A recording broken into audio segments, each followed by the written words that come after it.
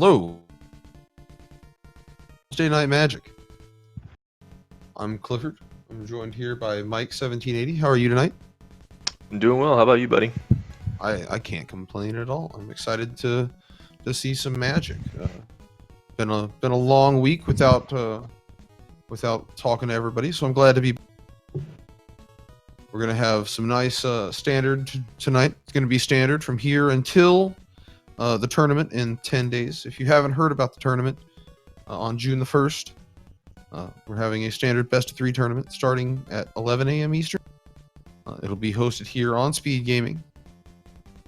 Best of 3 standard, $10 entry fee, at least $1,000 in prizes. So if you haven't signed up yet, you really should get out there and get on that. It's great times. The Matcherino page, let me link it here. The Matcherino page right there is where you can go to sign up. You can also use that code MTGA Summer 2019 to add 50 cents to the prize pool just for free. So that's always cool. Tonight, starting off, we're going to be featuring CPU Geek versus Sakura Tsubasa to start. And then we'll get some other people then together. You ready to see some fun matches? Yeah, I'm ready to see some matches. Do you happen to know what Sakura or the other CPU Geek is going to be playing tonight? I know usually Sakura tends to go for the mono red, but I heard she was getting something new for the new format. CPU, I think, is playing some form of Esper. I might be wrong, but I think it's some kind of Esper.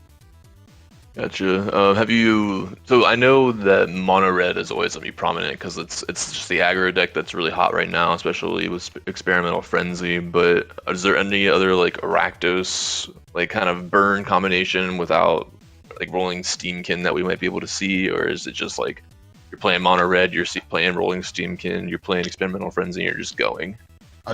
I think we'll either see the mono red. I know that she started playing Rakdos and liked it, so we might see more of a Dreadhorde Butcher style coming out. I don't know. We'll have to find out. What have you been like doing any testing yourself? I have. I've been playing. I've been playing this dumb Mardu deck that runs Dreadhorde Butcher and the Legionnaire with haste, and a bunch of other dumb 2 and 3 cost things. I've been doing a little experimentation on the on Gruul, like doing the different spin-off with elves, just seeing if I can make some modifications to what I brought last time I played. Oh, and nice. It's looking kind of interesting because I've been experimenting with a lot of counter styles of play, trying to figure out if Merfolk counters with Kamina and then Simic Ascendancy with some sort of Wilderness Reclamation is like viable, but then you're kind of searching for too many pieces at that point and pretty difficult. But I love seeing these kind of combo decks that turn 3, turn 4 can go off. It's so much fun. Like the format is so wide open right now. It's weird. Like at least that's what I've been seeing just on the ladder anyway. It's okay, there's still a lot of mono red. I'm not gonna lie. Mono red. Yeah, mono red. The Esper is going to be around for a while, and you could always be seeing the Niv Mizzet per run always be a viable option in mid to late game because of just how good that card draw synergy is. Yes, indeed. All those things. The longer the game goes, the more it plays into their hand. Especially with a lot of the Kaya's Wrath and the new pick a thing on board, be able to bounce it back to your hand or and then kill everything else on board. That board wipe is really good. So yeah, it does look like CPU Geek is playing Esper mid range. A really good deck. Been seeing it a lot at locals as well. A lot of my friends that test paper play Esper mid range a lot. They're telling me it's like the deck that you should be playing right now. I've heard great things about it. Unfortunately, don't live close enough to anywhere to play paper anymore. Sad days.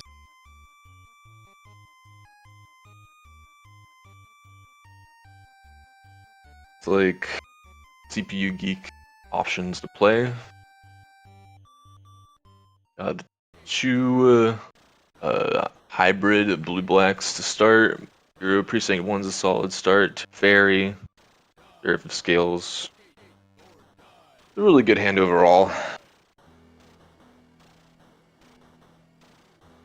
Aku's got the four land start with Theater of Horrors. It looks like she is going to be playing the burn style with Theater of Horrors.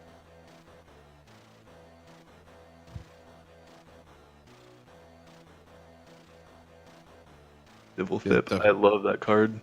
It's so good. Like, I like almost everything about it.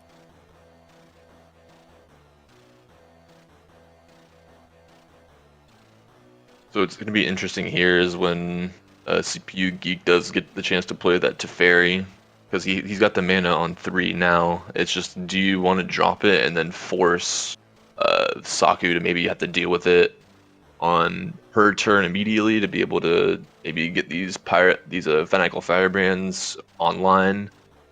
Or it looks like we're just going to opt for the hero. I'm a little surprised to see the hero here over the Teferi or even the Deputy Detention. But the Shock can just easily deal with it before it can do anything get crazy.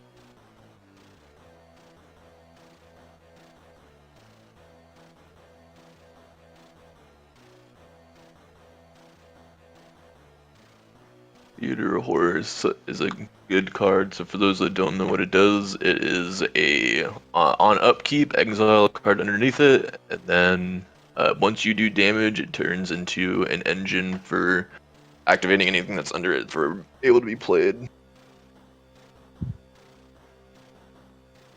then it can activate, I believe, for 4 mana, do 1 damage to target opponent. Then you can do the same thing. Fortunately, it is going to get detained. Deputy Detention, solid card. See, all of these denial cards that are able to be played in white, cast down being played in black. You've got the enchantments that are able to just exile pretty much anything.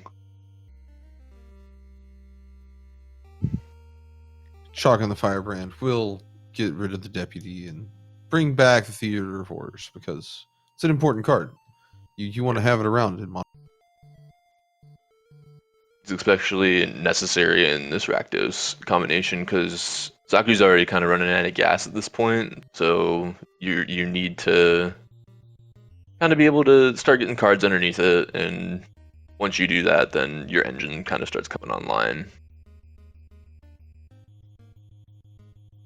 Curious to see if she's playing anything like Sword Point Diplomacy or the Risk Factor to kind of aid in the drawing of cards, or just straight up making her opponent decide, do I want to take the damage? I think Sword Point Diplomacy is kind of underrated in the format right now. Absolutely. I think it's. I've always had this argument from other people of, do you want to show your opponent the 3 cards and potentially have them take 9 damage, or do you want to have your opponent just choose, do I want to give them cards over 4 damage as opposed to Risk Factor? So it's a really good argument to have. But we can do that while during sideboard potentially. Yeah, that is. I'd Lava not thought Runner. of it in those terms. Yeah, it's very interesting. So Lava Runner gonna get rid of the Safari. Let's see, E-Spark. D-Spark taking out the Sovereign. It's a nice piece of removal from the new set. Absolutely. Theater of Horrors, exiling, it looks like a Wizard's Lightning.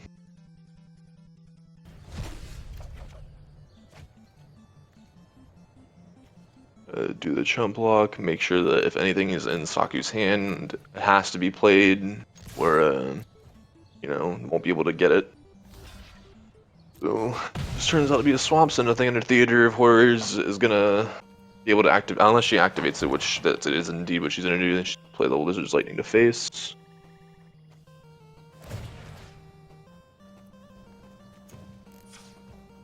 Oh, and then Mortify. More removal in hand. Mortify will be able to take out the Theater Horror. That's true, but Tyrant Skarn.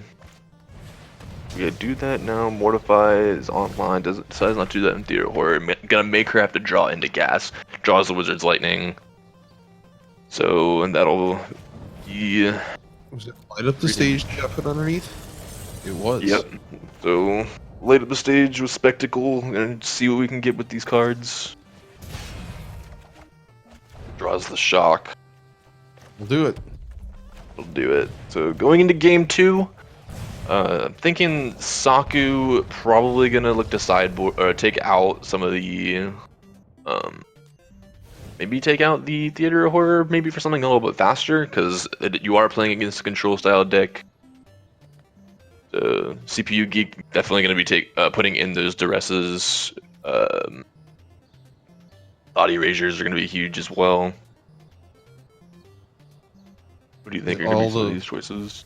All the early things that can rip the good spells, run Sakura out of gas. That's what you said. That's what it's about. Running the red deck out of gas, out of spells. Yep. Because I was playing the Rakdos burn as soon as the Ravnica Allegiance dropped, and you pretty much you're just hoping that by the time you drop your hand, you either get to Experimental Frenzy or you get to your Theater of Horrors with enough mana to get rid of and have to deal with all those threats on the board. Interesting to see what card Saku's gonna side in here, but CPU Geek looked like they did put in the Thought Scours, or the Thought Erasures and the Duresses.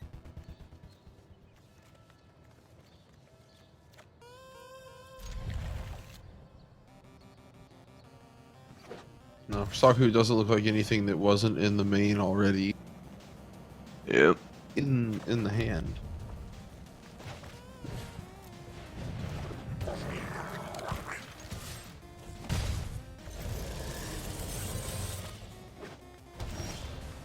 Veto. Not be countered, counter target spell, or non-creature spell.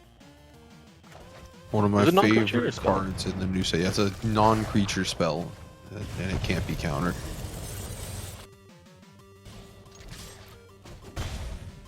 Yeah, Saku's off to a really strong start. 4 damage on turn 2 without having to drop any spells either. So, well, looking too bad. Yeah, not at all. It's a very, very strong start for the red deck. Is gonna get to attack here for 2 if she wants. I'm gonna go with the Lava Runner instead, it looks like.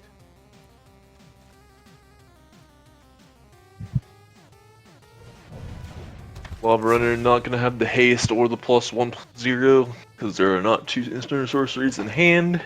So we're going to get in for the 1. Activate the Spectacle, decides not to skewer the critics for 1 mana. So maybe just holding it back, maybe? Maybe wanting to I can kill one of those deputy detentions outright. So that's very true. Yeah, maybe holding that back in case she does draw into something that might need that to go away. Pretty smart play, heads up play. It is sorcery speed, so it doesn't hurt to hold it back either, and we've also got shock in hand, so we can get Stu2 to face.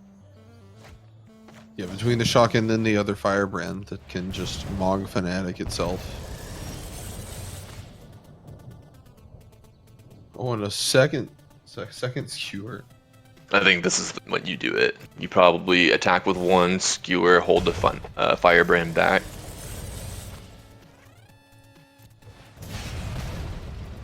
Or you just double skewer and put it down to 6, make CPU Geek just have to play with what they've got in their hand.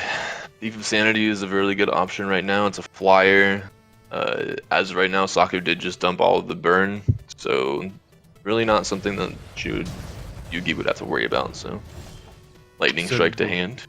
We're gonna see you straight up just mortify on the tapped Firebrand. So that taps out CPU Geek for Saku to get that 3 damage in for free. Saku's signaling the the vampire in hand. 5 mana. You're not gonna be able to play that for another 3 turns potentially.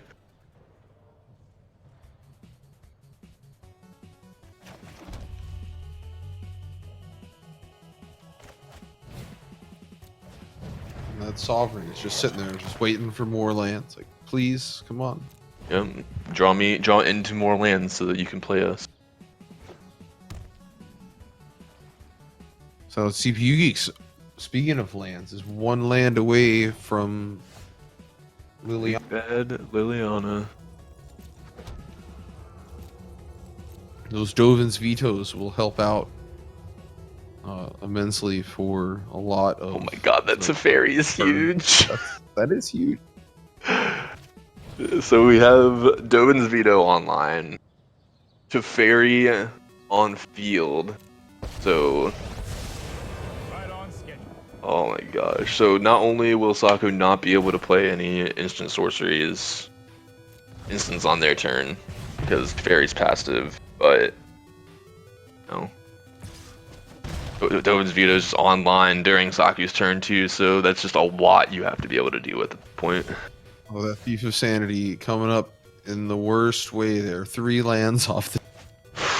Ouch. So we're going to see a full price light up the stage. Or are we? Oh, we have to, I think.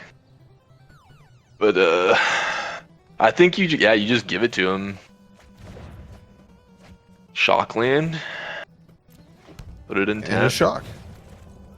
And play shock, yeah. Not for the 2. Dovin's Veto comes. Yep, there you go. That's exactly what we were needed. So not only do you get 2 cards out of your opponent's hand from the light up the stage, you made them spend the mana, and you get to deny the damage for lethal. So that's pretty big. Yep. No, I am not. Fortunately, the Sovereign will get to come down for Saku next turn. Yeah. Take the lightning strike, I think. Yep. Not that CPU Geek has any way to know that. But Correct. Yeah. We didn't get a thought eraser, so here we go. 2 more off the top. Light up the stage, Fanatical Firebrand. oh, Saku That's not gonna, trying to play around the counter spells, I guess. so. What do you do in this situation? Do you do you sacrifice Fanatical Firebrand, potentially light up the stage for next turn, or do you just let it sit there? I think you just you try to go for it. I think you have to go for it, right? Yeah. Oh, your opponent's only on 2 life, then you know she's gonna Thief of Sanity you. So no matter what, you're already gonna lose 3 cards. I've got it. Opts not to. It's very curious play. I mean, I would just run out a Vampire Sovereign and hope to bait a counter spell, and then next turn run out another Vampire Sovereign. Yeah. Yeah, it's very true. Because you either show the Vampire Sovereign, you don't want to give any sort of stage presence.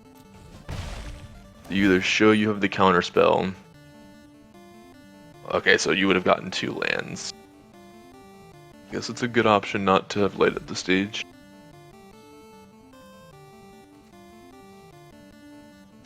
Counters skewer the critics for the spectacle cause.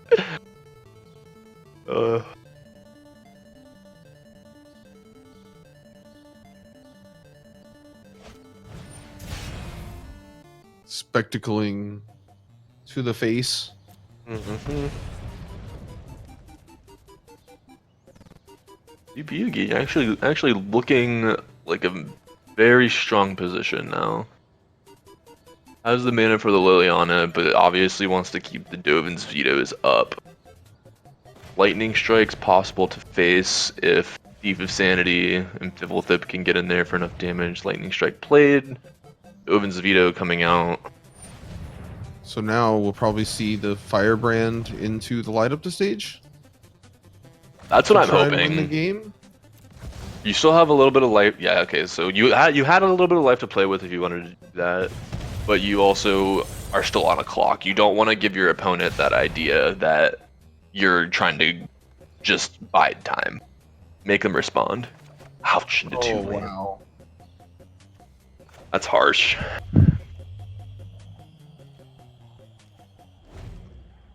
Now this will set up next turn. Like the vampire should be able to come down and just win the game. But Saku doesn't Mhm. know that CPU Geek doesn't have the counters. Right, and I think now that you have 2 cards in hand, with the life total that Saku is at, you just play the Vampire Sovereign. If they have the counter, they have it. They don't, then you have next turn to play your second one, and the odds are they're not going to have the counter in hand. Yeah, there's at this point with your opponent with 2 cards in hand. Yeah, there's no way Yeah. they're both. There's the concession, and then we're going to be seeing a game 3. Oh no, Saku got game 1 also. Saku So- Saku got game 1 too, so. So Good that'll game. do it. Good game to Sakura. Mid-range almost getting there. It's very, very, very close. Even though it might have looked like it was outside the range of CPU Geek's Grass, like one more turn, you drop that Liliana, game could have gone a little bit different. Yeah, all it takes is just that one thing. Like even a land a turn or 2 earlier for CPU Geek. He was stuck on 3 for what, 2 turns? Yeah, you were stuck on 3 for 2 turns, and that's not what you want to see in a control style deck.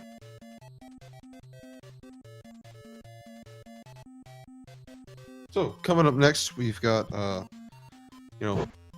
we usually do two commentary shifts each week.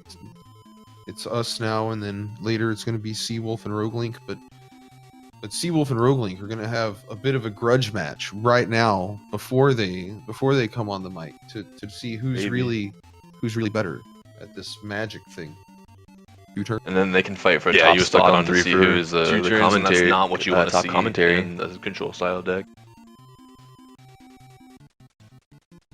But while we wait for that, I want to hear your thoughts on the sword point diplomacy versus the risk factor. So the situation is, both cards give you 3 cards potentially, with the added benefit of risk factor being able to be played twice while discarding a card to potentially net you 6 cards.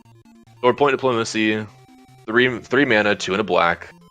Reveal 3 cards to your opponent. They get to choose to pay 3 life for each card that they don't want you to keep in hand, and then you get to keep the rest.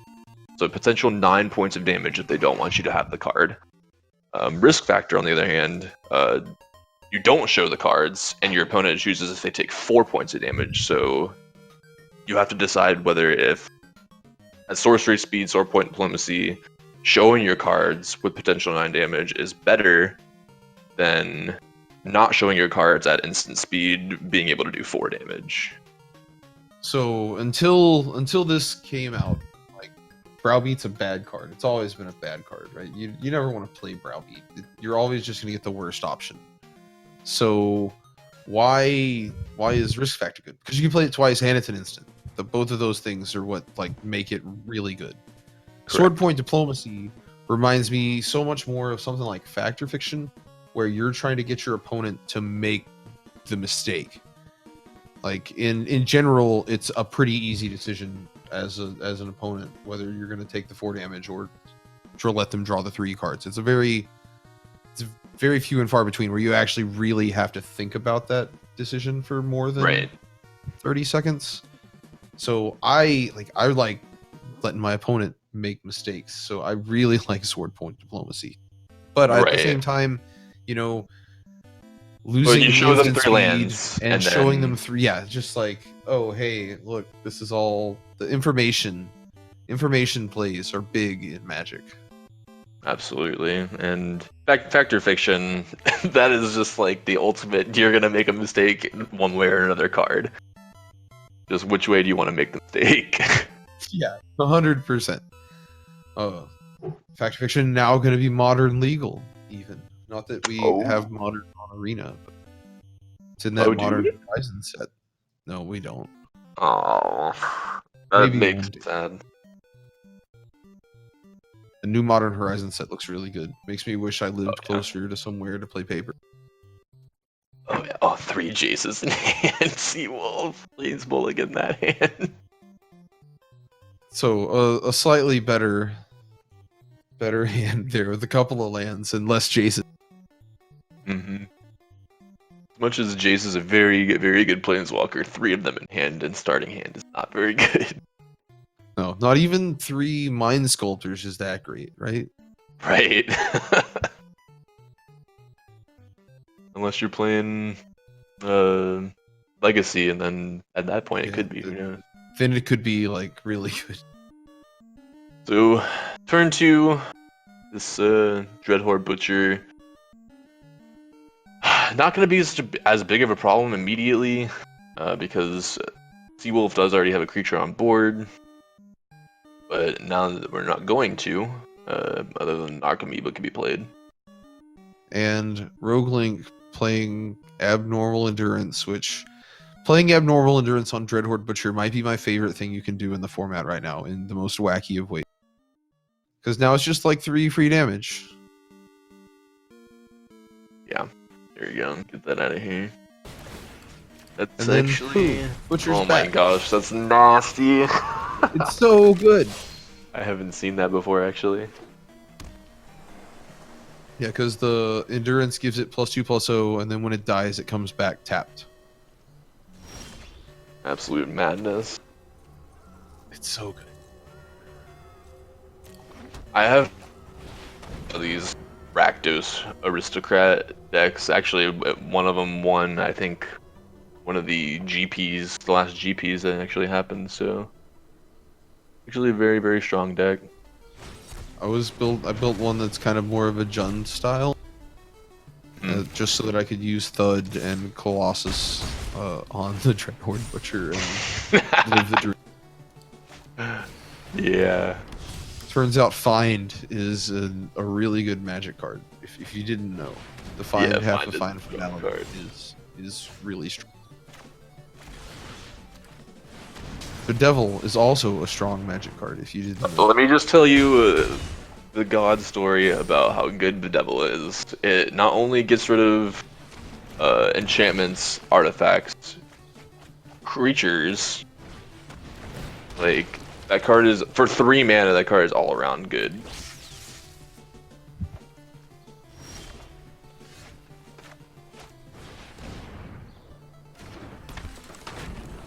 Roguelink with the unrelenting assault here. Have you seen that infinite combo with the Rao expansion explosion combo? I have. I played it for about an hour and I couldn't make it work. So I stopped. So, theoretical idea, you say,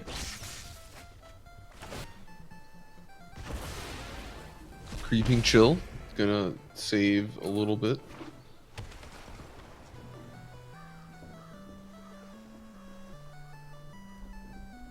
So the Discovery Dispersal. He can save the Dispersal half and get the Artist because it won't hit the Butcher, right? No way.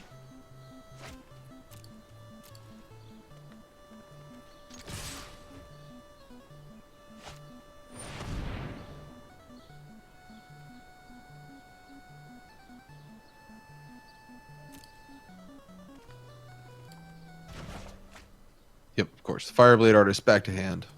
mm-hmm. What you're getting in for 3 damage, uptick. This needs to be dealt with on this turn. Roguelink one mana away from just winning the game outright right now with the Bedevil and the Abnormal Endurance. Radical idea. How radical is this idea? Find out. Creeping Less chill radical. hand. Ouch.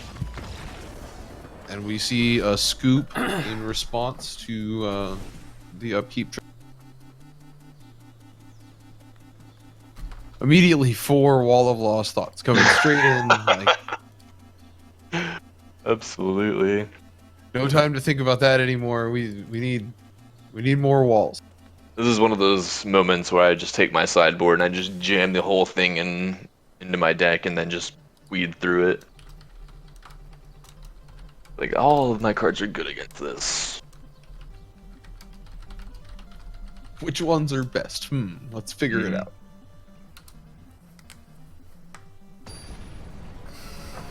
Quick sideboards going into game 2.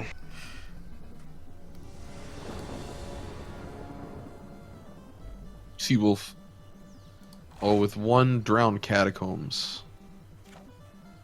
And now 4 lands. And not a ton of action. Wolf, what is the Nexus of Fate doing in your deck? Somebody's got to play it. No. Just dislike seeing that card, especially against the Wilderness Reclamation. Oh, yeah. It's so stupid.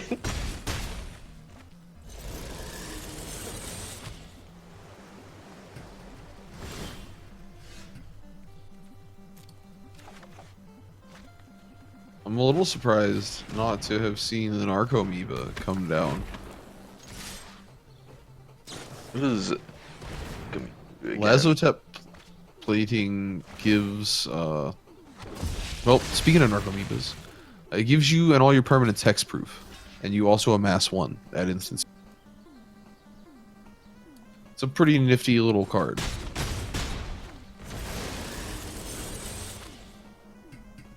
Wall of Lost Thoughts.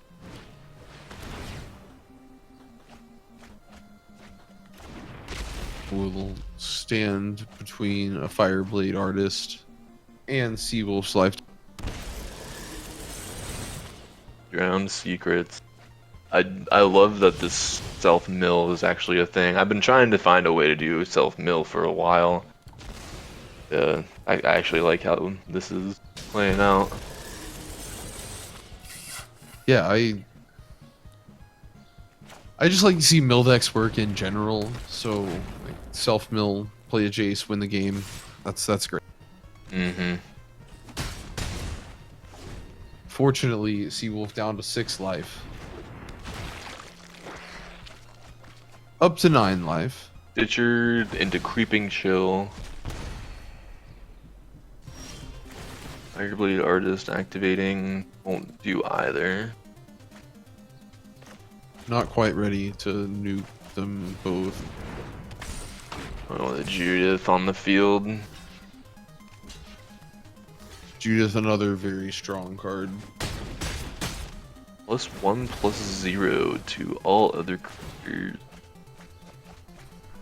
Oh, you thought that Dreadhorde Butcher was powerful already? Now let's stick a Judith next.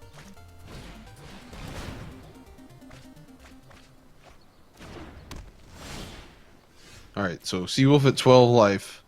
And some amount of cards in deck.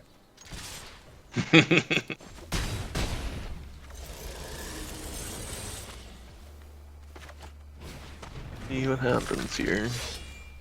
Gutterbone, Discovery Dispersal. I want to mill too. A Narcomoeba. Hello, Narcomoeba. Ashiok. Unfortunately, no mana to play Ashiok.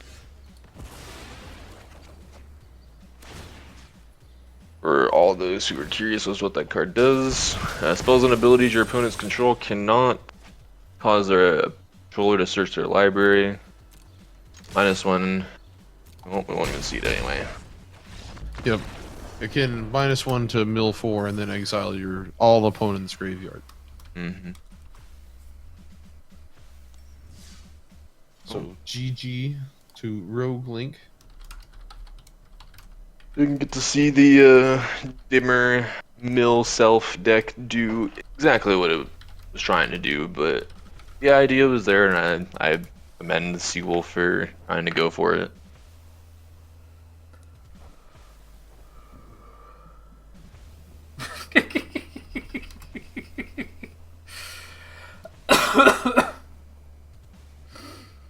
So coming up next, we're gonna have Sakura Tsubasa coming back, and Uncle Drake. So stay tuned real quick to get that. So we've already seen Sakura's Rakdos deck we played, so we're gonna see what Uncle's deck is gonna be doing. Maybe Saku won't be playing the same deck, but who knows? That's the beauty of Magic, where so many creative possibilities, and you too can get involved in this community by joining the Speed Magic Discord. Yeah, the Team Instant Speed Magic Discord is a great way to keep up with things. Also, if you want to keep up with more speed running central things, the Speed Gaming Discord also has lots of great information.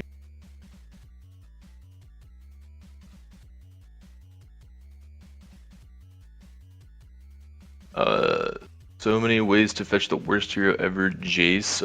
Seawolf, I don't know if you've ever watched good modern tournaments or if you watched legacy tournaments, but let me just tell you about our Lord and Savior, Jace the Mind Sculptor, for a second.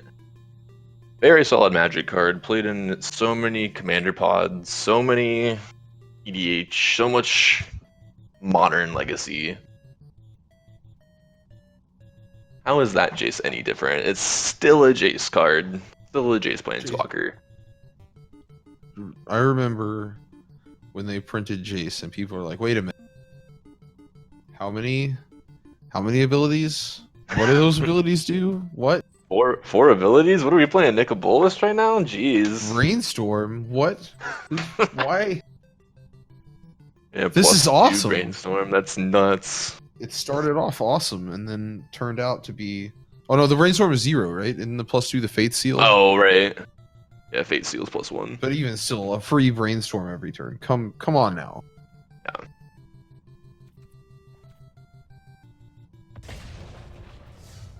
Jerry Rice and Raiders. Jerry Rice. All right, Saku versus Uncle Drake. And we are going to see Saku on the same deck. Looks like it. Lots of damage there. Can only play half the cards, but That third those are mana pretty though. good cards to be able to. So Uncle Drake deciding whether he wants to keep. It looks like he tossed back the first one, got a mulligan to the top. So looking like we're playing a Boros. Boros Angels? Is that what that is?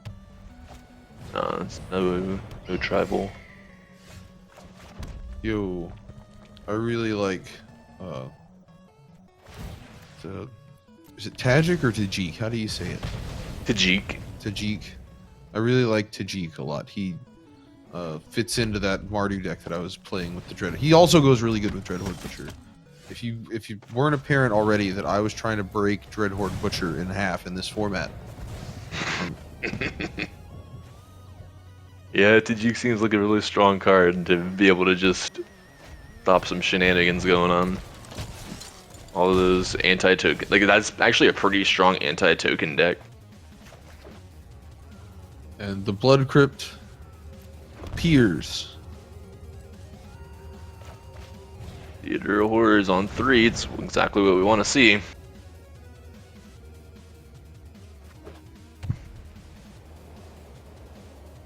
Excuse me, Conclave Tribunal here, wanting to take your Theater of Horrors. That seems like a fair play.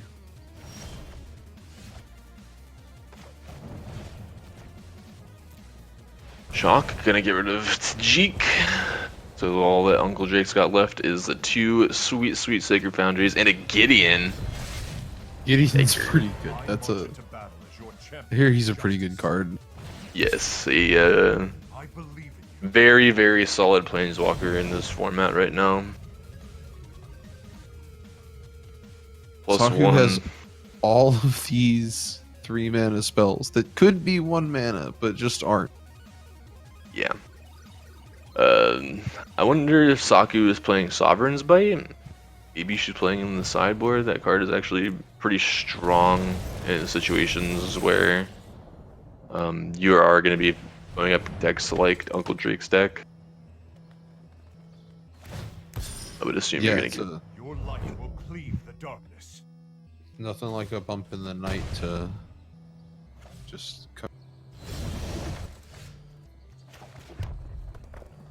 I guess it's a little different than a bump in the night, but it's almost the Yeah. same thing. Yeah, it's deal 3 damage, gain 3 life is pretty strong in a burn deck. Yeah, for 2 mana, yeah, definitely. Yeah. Light up the stage into a Lightning Strike and Theater of Horror.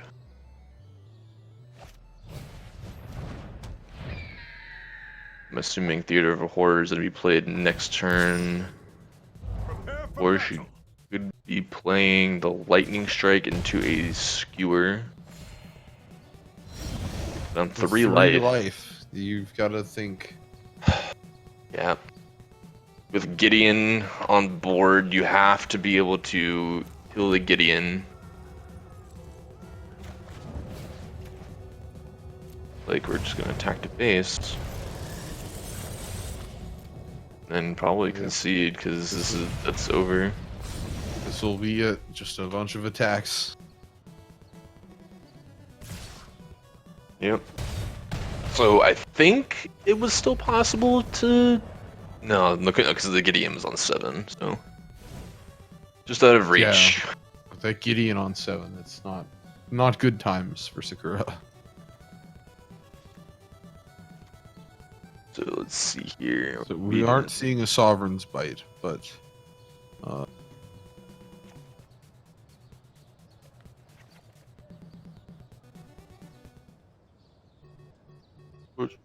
Blood Death Touch, Pestilent Spirit. Pestilent Spirit. That's a Not a that's bad a card. The card that exists in the game of Magic the Gathering. Standard legal too at that. Yep. Interesting.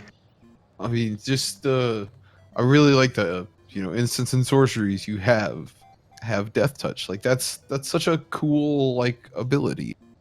Yeah. Very. See, that's really interesting with the fact that Radiating Lightning is a card. Is Radiating Lightning still in I'm not standard? sure.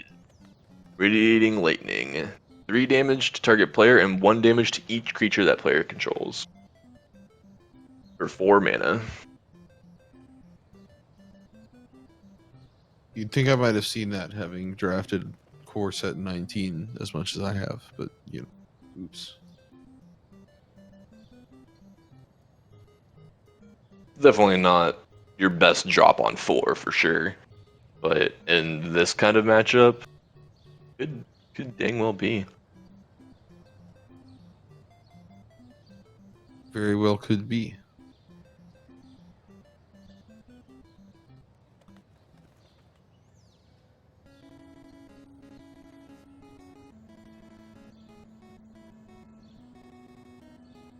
Drake making those very difficult sideboard decisions as we all have to make. Yeah, always difficult sideboard decisions when you're running up against the Rakdos aggro deck. Absolutely, because you always have to think like, what are they going to bring in? What are they going to take out? You know that they have to leave in their staple burn cards. They're going to keep in a couple of their creatures, like the Lava Runners probably could come out in favor of some other like choice burn cards, but you just have to, you can't plan for it all, and that's the difficult part. Okay, so fortunately, it wasn't Uncle Dre taking a lot of time to figure out those difficult sideboard decisions, but instead the client has died. Ah, yes, Um, the faithful client. Now, last time this happened in the middle of a sideboard like this, it kind of broke things for a little while, and we both ended up having to reinstall our games. So, Oh, yeah, it wasn't good times. Uh, hmm. we've reported the bug to the team at Arena, and so they at least know about it. But give me a second. Let's try and figure out. Not a problem. So for you, chat, if you got any questions about anything that's going on in Standard, in the paper world, and the MTG Arena world, while we kind of get this situation settled out, I'm more than glad to answer any of you guys' questions that you may be having. Ombre, is Rakdos any good in the meta? I would particularly say it's probably tier two. There's definitely or tier two or between tier two and tier three. There are better decks out there right now. There's a really strong deck that is. What am I looking for? That's Who am I talking? Nicobolus decks are really strong right now. The aggro decks, since the meta is kind of still being somewhat figured out. It's kind of been figured out, but it's still being worked on. Aggro decks are always pretty strong, so that's why I would put it right now at the tier two. But I would lean more towards the Rakdos variant is still a little bit on the downside right now. I was wondering because I wanted to try something else besides red white, but it just seems like a worse mono red, but it has access to discard. Access to discards. Yeah, you've got stuff like Vicious Rumors, you have Carnival to Carnage, you have all those things that can make your opponent discard, but you can also play those in Dimmer, and you can play those in other stuff as well. All right, so this is what we're gonna do. Since Saku's gonna be in like an infinite loading screen. Mm-hmm. We're gonna swap the commentary now, while we have this little bit of downtime. Then we're gonna swap to the next match, which is gonna be Zebra Unicorn versus NY Rambler. So if you'll stay tuned, we'll be able to pass the torch off to Roguelink and Seawolf as soon as they get here shortly. Yep. And I guess that means I'm on the way out, guys. So if you guys have enjoyed, thank you for watching Speed Gaming, and stay tuned for more action. Yeah, if you've enjoyed my co-commentator here, be sure to give him a follow and check out all the cool stuff that you're doing out there in this Twitch land with Magic and whatever. If indeed you are. Yep, I've been streaming some theory crafting and all that with my Gruul decks and playing some jank. So yeah, feel like it. Drop that, and I guess I'll see you guys on the later. Have a great night. Thanks for commentating. Yeah, thank you, Clipper. Really appreciate it. All right, now let's welcome in these other knuckleheads, and then I'll get out of here too.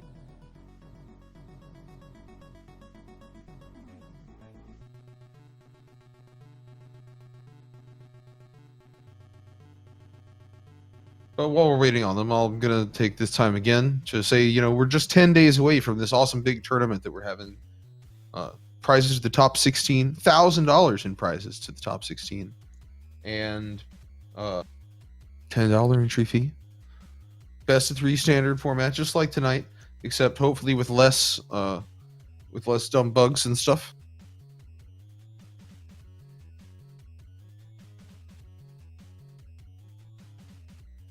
What else do people need to know? There's go to exclamation point challenge, see all. There's the Match Reno link, sign up there. if you don't want to play but you want to support, there's the code to add for free. There's also the merchandise where you can buy cool merch, and that will also support the tournament. There's even a Discord role if you want to have a supporter Discord role in the Team Instant Speed Discord. You can say, hey, I'm gonna kick in $5 to support the prize pool, and you will get that role in that Discord forever, saying that you are a supporter of the Summer Challenge from here into perpetuity. It will never go away. So if you like cool things like that, be sure to keep eyes out and around.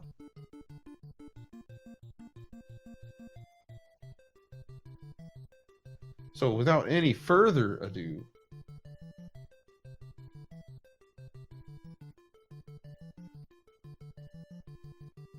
maybe.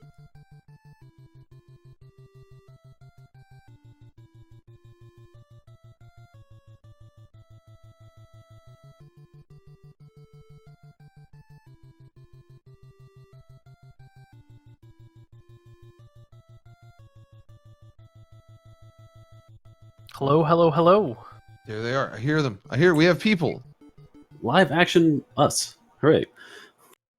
Hello, Rogue Link and Seawolf. Welcome to Wednesday Night Magic from the other side of the... It's all so different on this side. Alright, well, I will welcome you here, like I just did.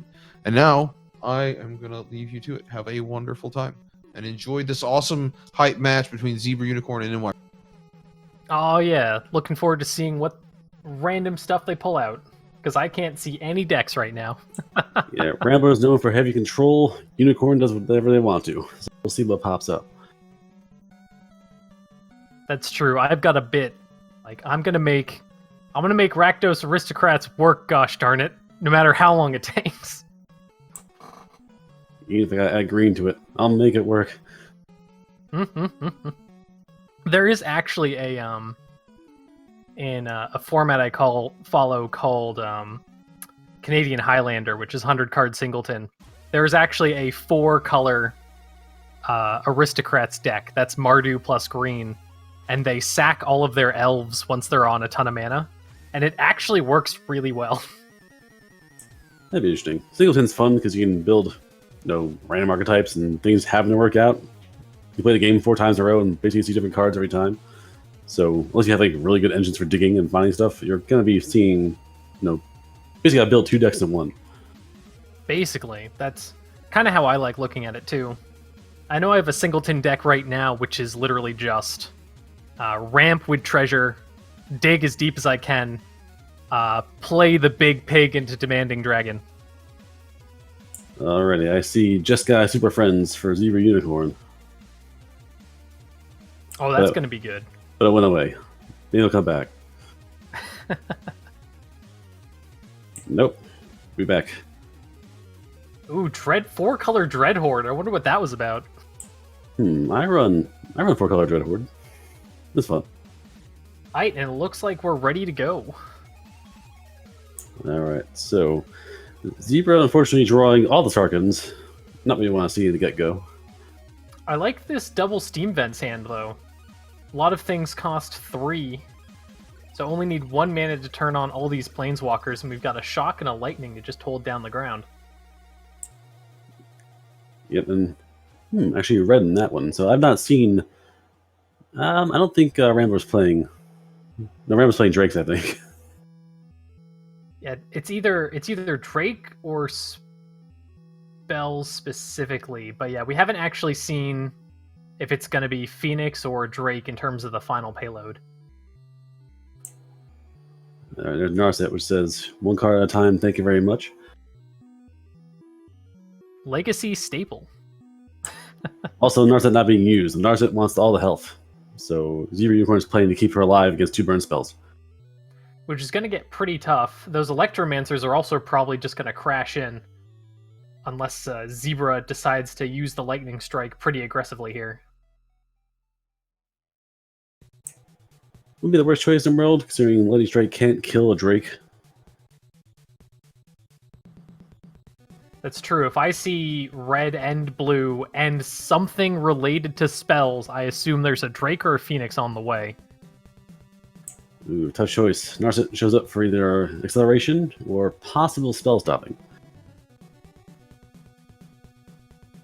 Unfortunately, the Mox Amber doesn't get the... Oh, wait, but there's a Sacred Foundry. I totally missed that. So Teferi's going to be coming down this turn. Yeah, the Foundry was in hand. Maybe not. Teferi- Mox a Amber safer anyway. Amber's a free play. Teferi is interesting, but Teferi might... Again, Zebra's afraid of them dying instantly to burn spells.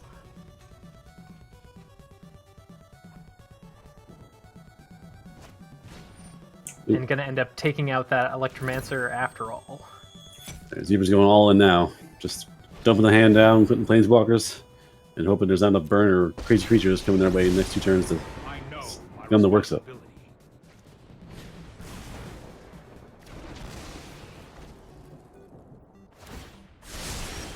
Here goes nothing. Yeah, what I like about Rambler's hand right now is there's a lot of redundancy. They just have to outlast Zebra's Planeswalker barrage, but that's going to get harder and harder and harder as each turn goes on. Zebra's getting a lot of value right now. Zebra just found Sarkhan, which means here goes trouble. Right, Sarkhan in a Planeswalker deck is kind of nuts. Hone your prowess. You go way back to the Bringers, into the Darksteel decks. And they were all crazy creatures, crazy abilities. My friend made a deck of them. And I was like, how do you win? It's like 5/5 tramplers. Oh, yeah.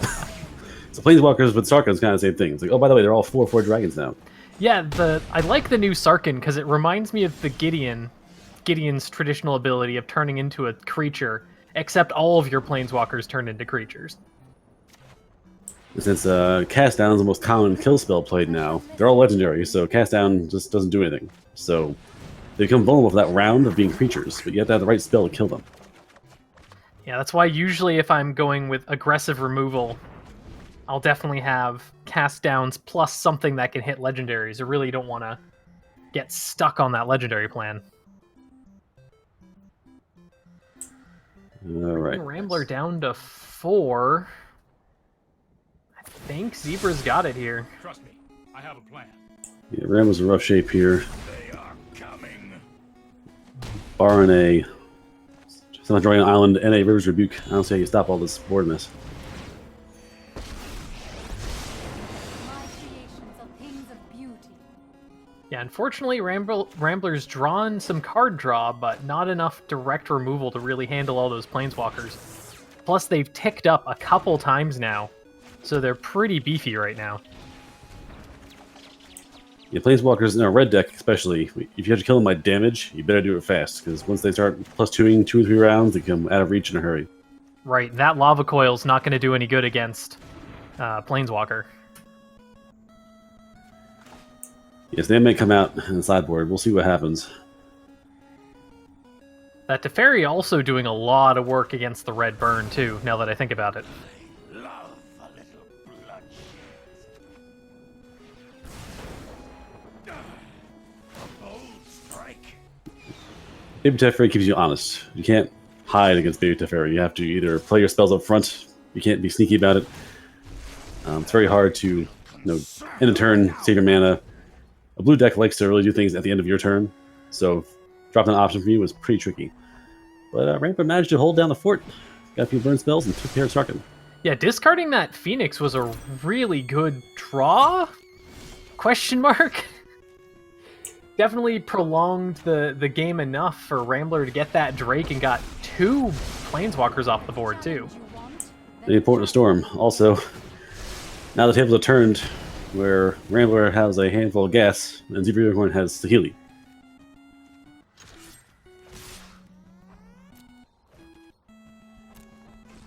Saheeli at just enough so that Rambler can take her out. Ooh, land draw not good. Yeah, Zebra unfortunately drawing a lot of land the last couple of turns. Rambler completely pulling a 180 on this game. This is probably a kill. I'm assuming it's going to be a Servo becoming a Drake this turn.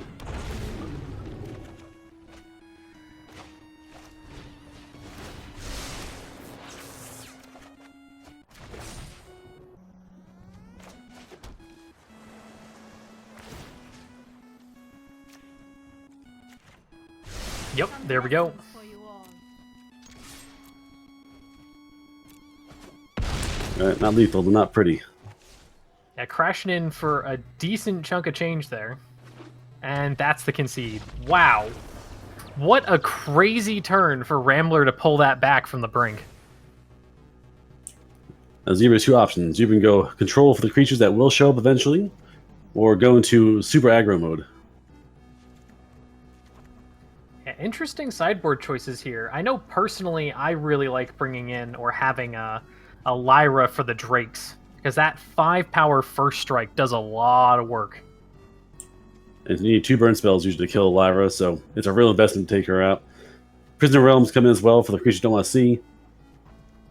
And honestly, Warboss might come in to force early plays. You might not want to play your Electromancer on the field to get killed instantly, but you might have to.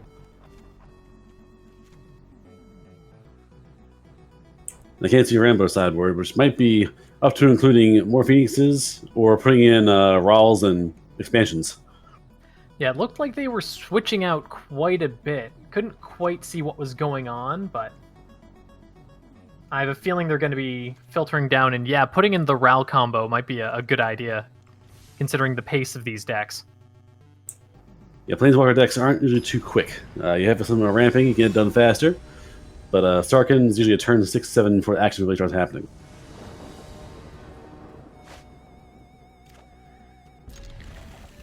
Speaking of super friends, all the friends are in the first hand. I really like the Karn with Saheeli here. That definitely has the potential to get out of control. Yeah, Karn Saheeli, treasure map, ways to make cheap artifacts on the fly, damage in a hurry. But Zebra needs some red mana and stat.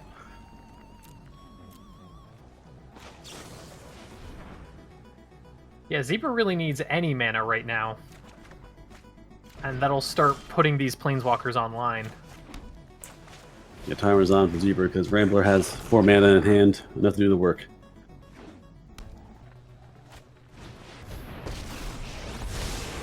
I've known Is Baby Teferi? time ago I've done the hero thing. Yeah, counting down to that Drake, though the double red's going to be a problem for Rambler. Yeah, I wouldn't play the Drake. A turn 4 Drake's not really great because it's going to be like 1-4. That's true. No spells yet in Rambler's hand, besides the Opt, I think was the only one, right? That's all I've seen so far. Alright, here's one of the friends. What an interesting creature. Let's see how you work. And Baby Tef again. Drawing cards is scary, bouncing is scary, but the stack ability where it just says, oh, by the way, it's not your turn, don't play spells, stops about half the decks that are cold. Yeah, it definitely forces red to play fair, as you put it. Ooh, getting the red mana. Start luckiest of pouring draws. The Sarkhan train. Yeah, you're gonna see now there's aggro damage. You're gonna try and Don't worry. I got kill Rambler in 2 turns now. Just get it over with. Ooh, maybe not. your end has arrived. I think Zebra's going for the more passive play because they see that they have some decent bit of power, but I believe it's going to be 20 power with this dragon plus the 3 planeswalkers. And it gives a little bit of protection as well. If someone goes after a planeswalker, the dragons can start pinging in.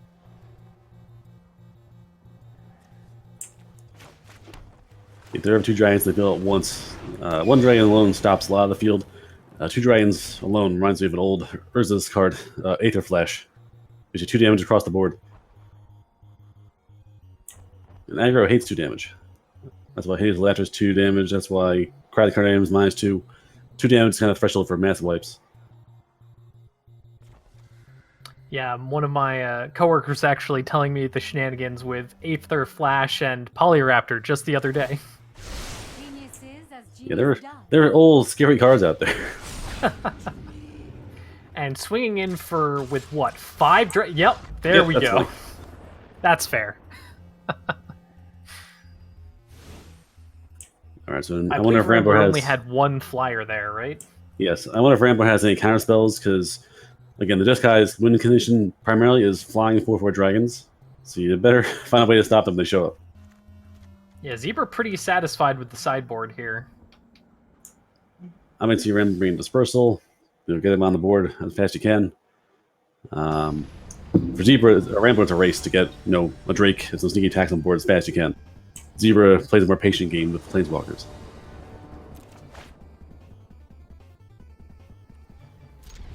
Yeah, I really like Zebra's hand here. A lot of expensive planeswalkers, but we've got the Sarkhan in hand with a decent amount of mana, a Shock, and a Lava Coil, so that's going to help quite a bit against the small threats and the large threats.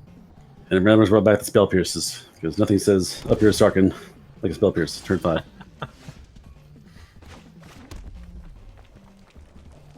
Unfortunately, there's 2 in the hand, so that may come back to bite you.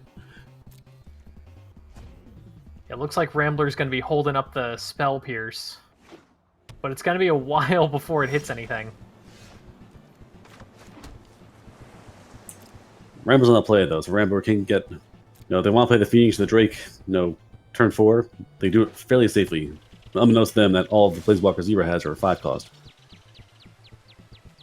And to be fair, I can understand Rambler wanting to play pretty cautiously, saving the, Lightning Strike, things like that, since most of the Planeswalkers we've seen from Zebra have been 3-drops, with the exception of Sarkhan. I don't think Rambler's seen the Big Teferi yet. Yeah, Big Tef never shown up there. Your 4-drops are Karn, and I don't think I've seen a 4-drop besides Karn, and Sarkhan, obviously.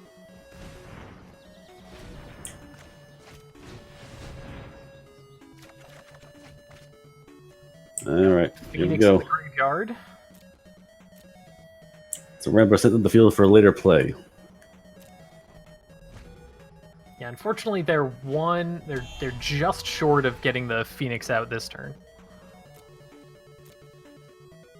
Unfortunately, in the hand is only 2 more spells, so dropping a Phoenix the cheat way is going to be a little tricky now.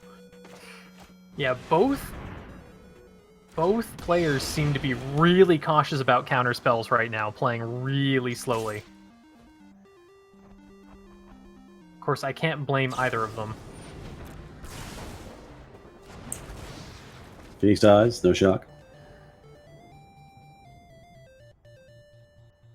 Let's Now you see, wonder. maybe seeing a Narset here? Narset is the long play game. Narset stops you from digging for more Drake spells. Yeah, Narset's pretty good against this deck, now that I think about it. And Narset also, with 1 blue mana open, your only counter spell is Spell Pierce. Narset, you can pay for that. Yep, baiting out that Spell Pierce. Zebra probably knows exactly what's coming here. And just going to drop the actual Sarkhan next turn. Ooh, surprise. Yeah, it looks like Rambler's really glad for the more aggro-heavy play here with the Goblin. Now, the trick with Sarkhan is if they play Sarkhan and make a dragon to save themselves, Lightning Strike will kill Sarkhan. I fight with a dragon's rage. Come to me.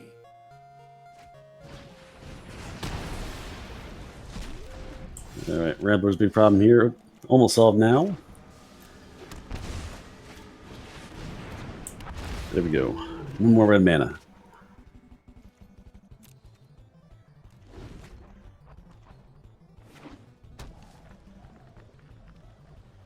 A big Teferi coming down.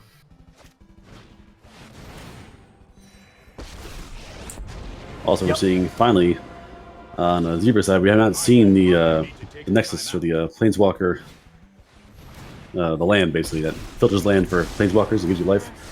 That adds up. It definitely does. Mox is going to help here. Just a little bit more mana. Now only proper counter spells are going to work against Zebra. Plenty of mana here. And I don't think the Drake deck usually runs your traditional counter spell. It's usually just Spell Pierce, right? Spell Pierce, I've seen a few Ionizes. If they sideboard in, if they sideboard into passive aggressive, where they bring in, to let the stack fields or the gutter snipes. But that's a spice choice. Right. Yeah, Ionize is probably the other counterspell that I see a lot of, now that you mention it. Alright. Now Rem's got to figure out a way to stay alive, because next turn that's 16 to the dome coming out in the air.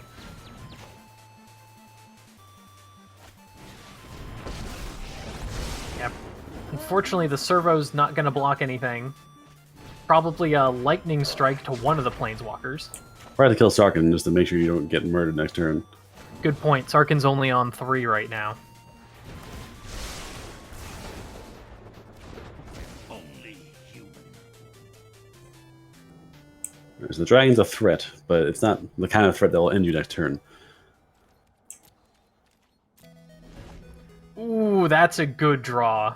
That might be the game right there. That thing's a terror. Get to the good part. Yeah, all the burn spells are used on Sarkin. Lyra is there with 5 toughness and saying, bring your 2 burn spells. Bring your 2 burn spells, then good luck getting a Drake through this. Ooh, and the deafening Clarion, too. Yeah, it's going to be a... This turn will probably be a column waiting. Next turn is going to be a bloodbath. Let's see, does Zebra have 8 mana up right now? Or is it only 7? I think it's only 7. Yeah. So But can't then- play both Lyra and the Clarion, unfortunately. Now you have a Mox Amber, which is basically a land waiting to happen. Oh, that's true. So with the Amber, they do have 8 mana up if they want to play both and just really demoralize Rambler. I'd probably go for it, because with only 1 blue up, there's no way they can counter both. Probably start with the Clarion, yeah. It's whatever you want more. And unfortunately, once they play Arena, you can telegraph or tell your opponent's hand if they have instants or not by playing a first spell and see if there's a fast reaction or not. So a way to bait out knowledge is to play a spell that can be countered by a spell you're afraid of and see if there's a chance for the hand to go through.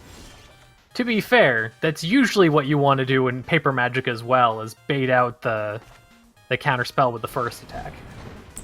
Yeah, do But yeah, it is recall, kind of unfortunate that Arena just gives you that extra bit of information. Hold that thought. Sahili or Sahili? I'm thinking left Saheeli. I hear it's Just better. a trick for this.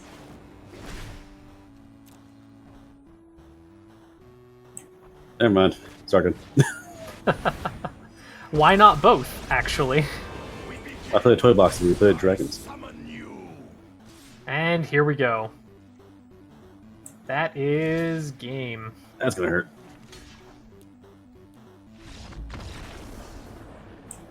So there you go. Super Unicorn playing Jeskai Super Friends, which on paper is like, how do you win with creatures? And then you realize, oh wait, never mind. My That's a problem. planeswalkers are my creatures. That was a fun deck, though. I could get behind that. Yeah, a lot of tricolor Planeswalker decks are getting strong now because you have the lands for it, and they have a lot of funny ways to interact.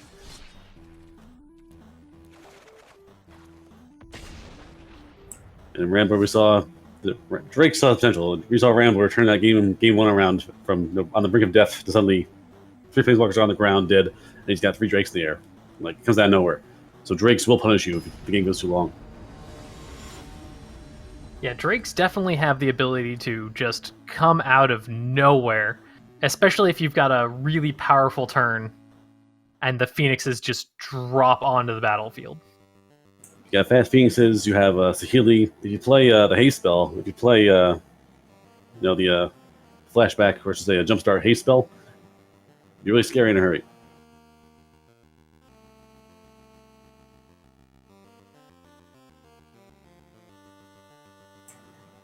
Yeah, Drake's is definitely, you just discard, draw a card, discard, draw a card, discard, draw the card. Next thing you know, you've got four Phoenixes just breathing down your neck. It's funny because Jeskai doesn't have options unless they want to slide in Ashiok as like the super corner case sideboard in. There's really no way for Jeskai to get rid of those Drakes permanently, other than blasting the lava coils individually 1 by 1, or siding in Ashiok for super corner case tech. Right, which that's one of those corner case tech where if you really think the meta's going to show up with that kind of card or you need that kind of play, then yeah, go for it. But otherwise, it's just too corner case to even put a slot in your sideboard. All right, up next, Clifford and CPU Geek going back at.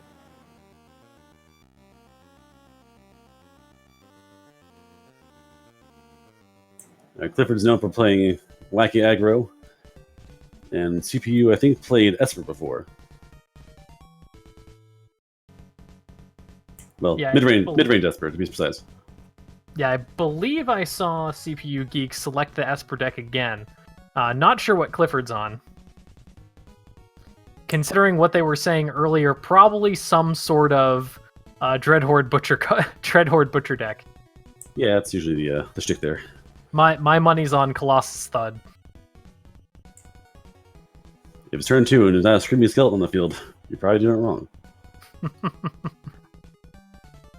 But again, Esper has access to a lot of creatures that are backbreaking. The hero get out of hand by making little models, Thief of Sanities in play, Hostage Takers in play. There's a lot of good multicolored creatures that show up there and pull their weight. Yeah, especially Thief of Sanity. Like, nothing's worse than a Thief of Sanity playing your good card. And it looks like we're ready to go. Alrighty. So I All the heard you like planeswalkers- Teferi. Yes. Are you aging Baldy in a Time Mage? I got a deck for you. Clifford, meanwhile, unfortunately has the fun cards, but no red mana. Looks like Clifford's on my brand right now, Mardu Aristocrats.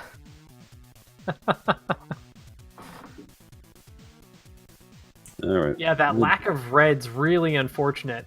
Probably going to be a Hero Precinct 1 turn 2. But that Thought Erasure is going to go straight for it. Maybe the Judith. Maybe Judy or maybe the hero, because you can't play anything else. You gotta wonder about that. Yeah, I'd probably pick the hero here because there's no red mana in hand and you can see that. There we go. And even though the hand that Geek has is kind of slow, next turn you have Teferi, so bring your Butcher, I'll bounce in your hand. Bring It'll Judy, I'll be bounce her out real too. bad if Clifford draws... Yes! Like Red! that red mana right there.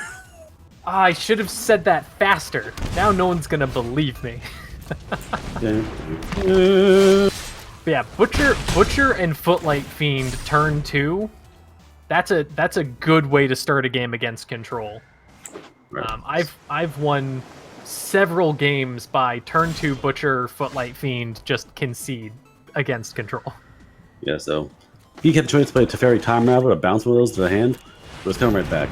And I might be regretting the choice of not doing that because Judy showed up. Skyguard's gonna hold some of them back though. That one's pretty beefy. Yeah, so I'm trying to minimize the damage here. I did want to take the shock damage. Skyguard came in play and helped out, but all the shock damage is going to add up in a hurry. That's true, especially against this Rakdos aggro. You want what life you can. You want to keep what life you have. As we Esper last before Boros Spark came out, and Esper I always played. Any control I play 10 life my baseline. I'm expecting to take 2 rounds of being punched in the face freely before I can put my foot down and say enough's enough. I got spells now. Right. Uh-oh. Clifford going for a 4-2 to Jeek, which is gonna pump probably the Judith. Oof, this is gonna be bad. Yeah, that's a pretty big swing. Yep, there we go. The Garmaid can't stop all that. Geek was hoping for a Butcher to show up again as 1-1. That's doable. Yeah, can't do anything with a 4-3. Yeah, crazy aggro hand there. Hostage Taker might be good here. I could see the Bell Haunt also being pretty good. Yeah, Bell Haunt's a big butt that gives you life back. Time Wipe might save your butt. Yeah, Lily's a bit slow here, I think, so I don't think she's gonna work out. Yeah, I mean, it's odd with Yugen. Yugen is slow, but Yugen generates infinite 2/2s. So keep bringing your little weenie creatures. I'll keep throwing spirits at them. That's true. If you survive, Liliana will take control of that game. And D-Spark might come out because D-Spark is it aims at things that are too big. I think most of the cards in the deck are 3 or less cost-wise. Yeah, D-Spark I don't like against this matchup. Once you start playing stuff that's 4 or higher in the Mardu Rakdos Aristocrats deck, you're getting a little high on mana cost. Yes, the main thing here is God Eternal is fantastic. Kills a creature, gives you life back, and makes a big butt. Eldritch Reborn might be a little slow for this thing. Soren shows up, things go haywire because Soren gets everything lifelink. So it's really, you want buys in the field, and you want to take advantage of them. Oh man, I missed the Soren. Yeah, Soren would be really nice against this matchup too, just prolonging the game and getting that life. Meanwhile, Clifford's probably bringing in Angrath's Rampages, ways to make you kill Planeswalkers, sacrifice stuff, get around Big Toughness, and maybe even Tibalt. Yeah, Angrath's Rampage, I love that card. Here So we much go. versatility. Oh, didn't keep it. I was going to think 2 Scorns would be fantastic for early game kills, but did not keep. Oh man, I really like Clifford's hand right now. Yeah, meanwhile, Clifford has the most insane, nuts, crazy opening hand for, I mean, Rakdos. If you're a white mana. This is gonna be, Yeah, it feels really good to play a turn 1 tapped Bloodkeep into a Feather showed Dragon up. Skull Summit. and suddenly Feather appears on the top of the screen, which means there might be more hijinks than I thought in this deck. Yeah, Clifford drew the Feather. Definitely going for an easy swing here. Gotta take out that hero of Precinct 1. Alright, now Geek's got a problem, because Geeks has big mana and no lands. Right, and Butcher's gonna come down with a free swing, bringing it up to 2. Also, that Sure Strike is gonna be really spicy.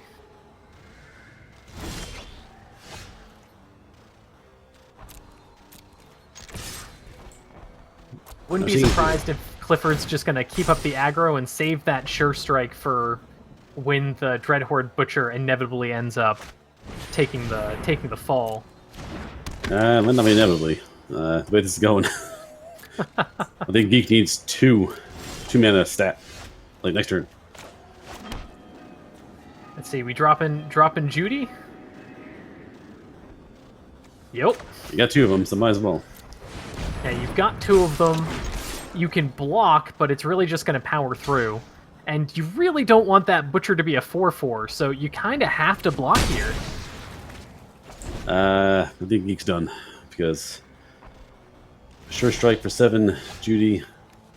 The only thing stopping this from being a total washout is that there's no sacrifice effects right now.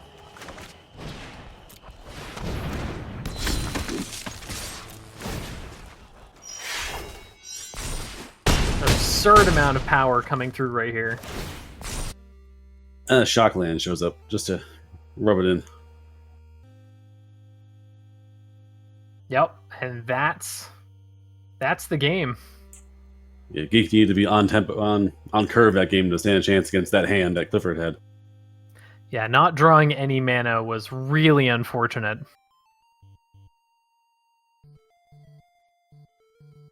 And there you have it. So Clifford takes it 2-0 by sheer dint of raging, charging Skelly Man.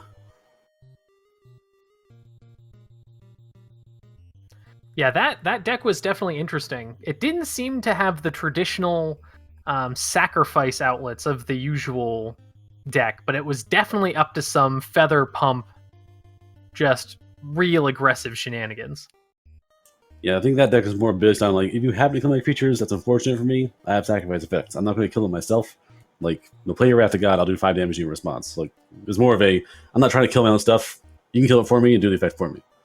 Right, which makes a lot of sense. It's one of the reasons why I really like Mayhem Devil, because as long as you just have ways to force your opponent to sacrifice, it's going to be doing work. You don't have to sacrifice your own stuff. And cards that pull things back to you, like Cataping Crew, Angrith can show up, grab something, swing with it, and they can eat it later on. There are very few ways right now to grab things cheaply and sacrifice them. But it's definitely, I think that for the next set, with the new main set coming out, you never know what might show up there. Yeah, the cheap or free sac effects are really good with things like Active Treason, but you don't want to just have, Active Treasons in your deck because they just don't do enough or have the chance to not do as much. So something like the Angrath that can steal and sacrifice for you in one fell swoop is really nice if you have some bonuses on the board for that. Also, if you're in a pinch, you can Angrath your own creature to give it haste. It's true.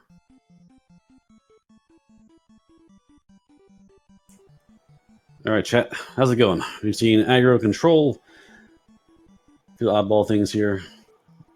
Let's see who's coming up again for the next round. I see Drake and Rambler.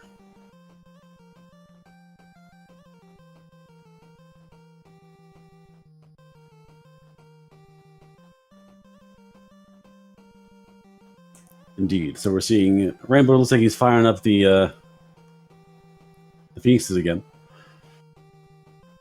Yeah, Rambler definitely seems to be on the Drake train tonight for sure. Sacrifice for you in one fell swoop is really nice if you have Oddly, some Uncle bonuses Drake on is the not. board for that. Also, if you're in a pinch, you can anchor at your own creature to get the haste. That's true.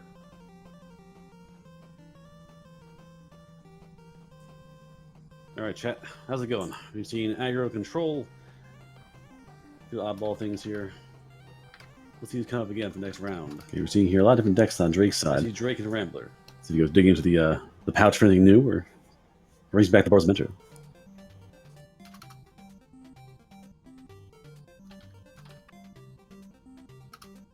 Indeed. So we're seeing Rambler looks like he's firing up the Phoenixes again. Yeah, Rambler definitely seems to be on the Drake train tonight for sure. Sacrifice for you in one fell swoop is really nice if you have Hallelujah. some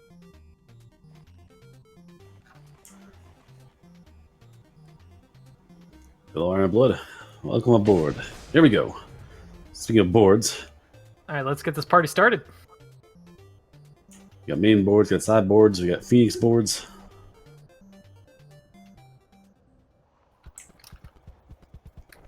Also, the Finale of Promise, which is a guaranteed Phoenix proc from the graveyard if it fires off.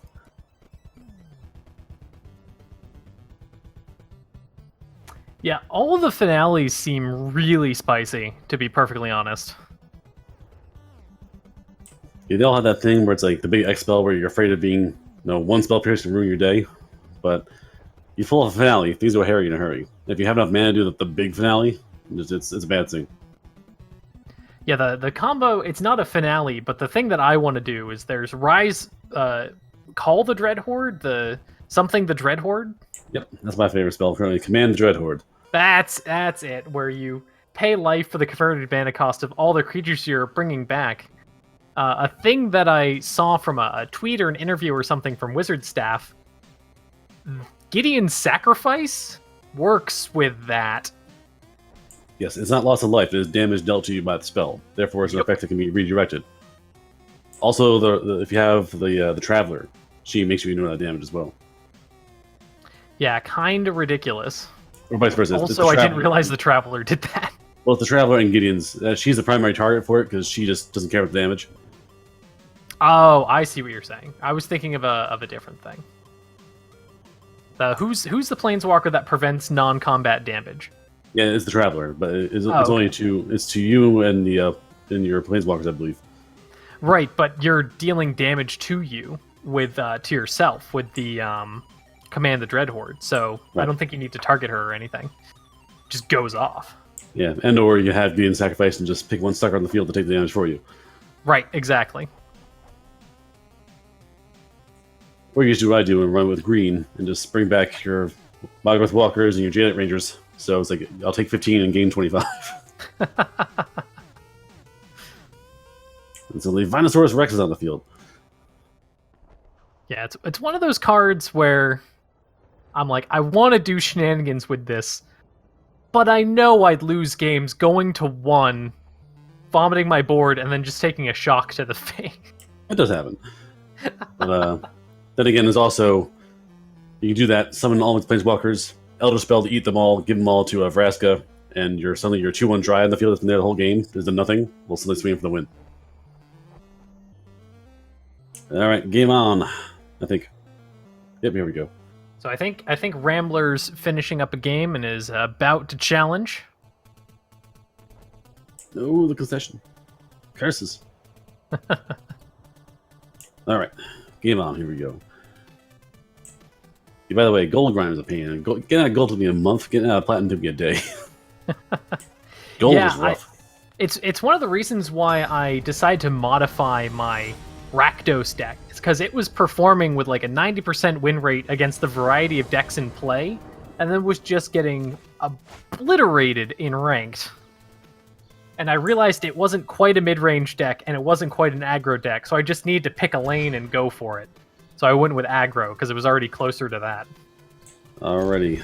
Gates.deck versus... I think I saw a Chain Whirler. That's a whole lot of burn. Mono Yep. red versus Gates. That is definitely mono red. I'm liking the mono red with that 1/3 that scries. Yeah, and then she gets pumped up. She's doesn't have prowess, but she has prowess. Pseudo prowess. Because prowess is too good, really. If you sneak in, if you want to do Wizard Tribal, blue-red, you can sneak her in with the Cinderwind, the legendary wizard. And it's only just double prowess because it's not the same effect. So you cast a spell and suddenly they're getting +2/+2. A real early Gates Ablaze. Yeah, Steamkin was soft at that point, and they figured just stop it now.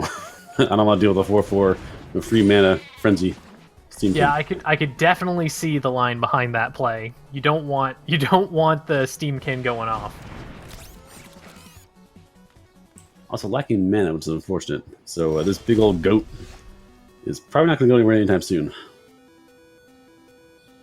Yeah, that Gruul Guildgate gonna pump it up even more.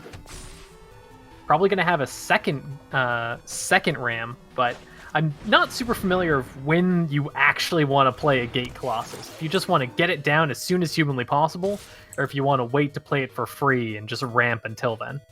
Against red, it's hard to say. Red can't really deal with it. Like mono red, to kill a Gate Colossus mono red takes half your hand. Yeah, two lava coils most efficiently. And Gatebreaker Ram has Vigilance, so it can swing for free and trample. So your little weenies are going to stop it. Yeah, Gates honestly kind of falling out of favor in the meta, but it's a nightmare for mono red to play against. Right.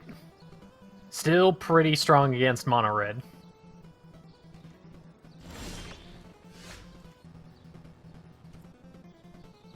Also, nothing can block the class right now because they're all power 2 or less. So barring a lightning to the face. Oh, that's right. I always forget about that extra line of text on Gate Colossus. I just usually see it as a 8/8 for free.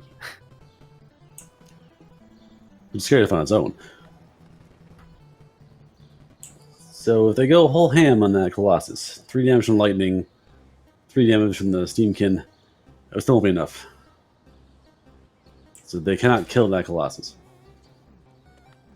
Yeah, not quite, unfortunately. They can kill the Ram, though.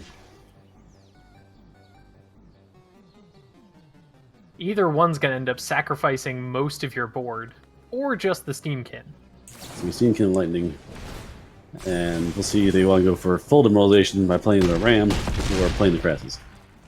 Or the Route. Yep, looks like it's going to be the Ram. Crisis for 0, send a message. Yeah. The Ram goes down, unfortunately. There we go. Yeah, not a good matchup for mono red here. Curious to see if what Rambler's going to sideboard in. I'm going to bet on Clarions, Cindervines, and the God Pharaoh statue. Yeah, Godpharaoh statue interesting against mono red if you can get there fast enough. Especially since mono red usually runs, what, 20 lands, right? 20 if you want to be crazy. I've seen 19, and the madman at the Grand Prix Sky went to. One guy ran 18. So you can go full hand crazy on mono red. I have trouble going below 22. Like 18 land in a magic deck is just crazy. It's hard to fathom. The math doesn't work out too well. But in a deck where the most thing you cast is a 3-drop, it might not be the worst thing in the world.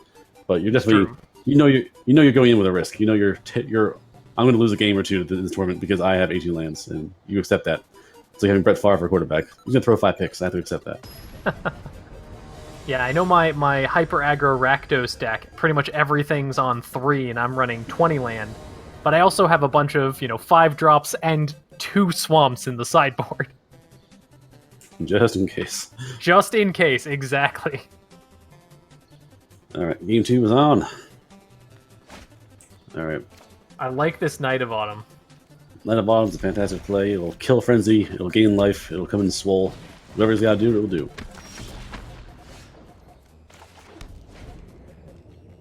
Also, the handful of life spells. You got Gates of Blaze and a Clarion. So, Drake's going to have to play 2 waves creatures to get through. Fortunately, that Phoenix is really going to help for Rambler. That was probably one of the sideboard plays, although I think the Phoenix was probably in the main board. We just didn't see it. Likely. That's the Harmony. Gets some life back. Now you wonder, do you play Gates and murder all the field before it gets crazy, or do you play the Ram? Yeah, I think Gates makes sense here. Then probably set up for a Knight of Autumn next turn, get that life back, bump up to 20 again. I suppose. The Ram was going to be soft. The Ram would come in as 2-2. That'd have been trouble. Especially with shocks in hand. Like, anything coming in less than 3 or 4 power is going to be real trouble against the red deck. This is Odd Door Tech. Fight with fire. So Rambler taken to the skies, hoping to dig through. Pyromancer actually a kind of good draw here. Just more stuff straight to the dome. Get in the dome. It's going to be unfortunate when the night comes down. He's the life back. But Yeah. you got to keep applying pressure. You can't. Mono Red cannot let up in this format because there are cards you gain life at. If a Drake sided in the Angels, you could gain back like 20 life in the middle of the game out of nowhere.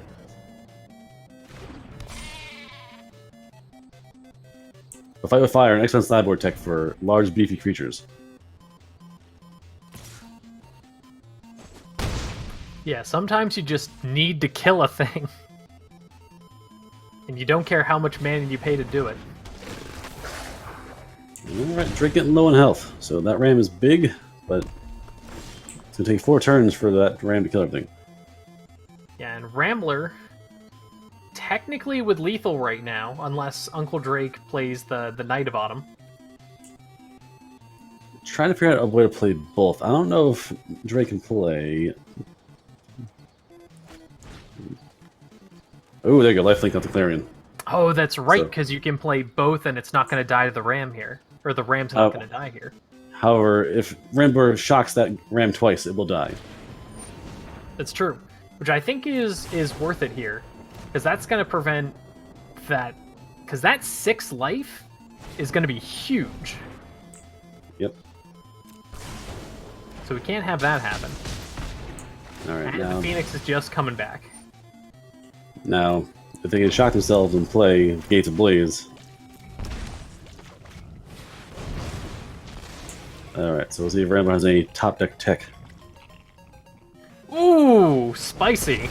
Chandra! Let's do this. I really like this Chandra, by the way. Oh, it's you burning. Yeah, Chandra, if you're not playing black or white, a way to put her in jail and get her out of your face, you're going to pay for killing her. Or pay for not killing her in 2 turns.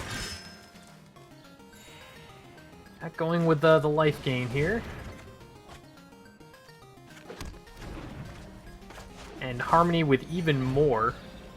Alright, so So both basically runs. the last 3 or 4 turns, unfortunately, undone. It's no problem. But Well, that let's see. Chandra slowly ticking up. Oh, big old land pocket. That's unfortunate. For both sides. Both players are begging to find the kill spell. Rambler wants an X burn.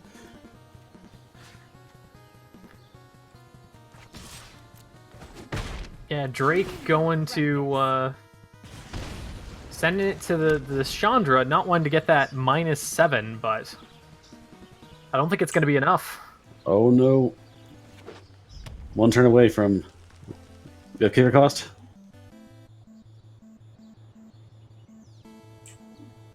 Yeah, spoilers, I got more kills in my Jeskai deck with Fight with Fire.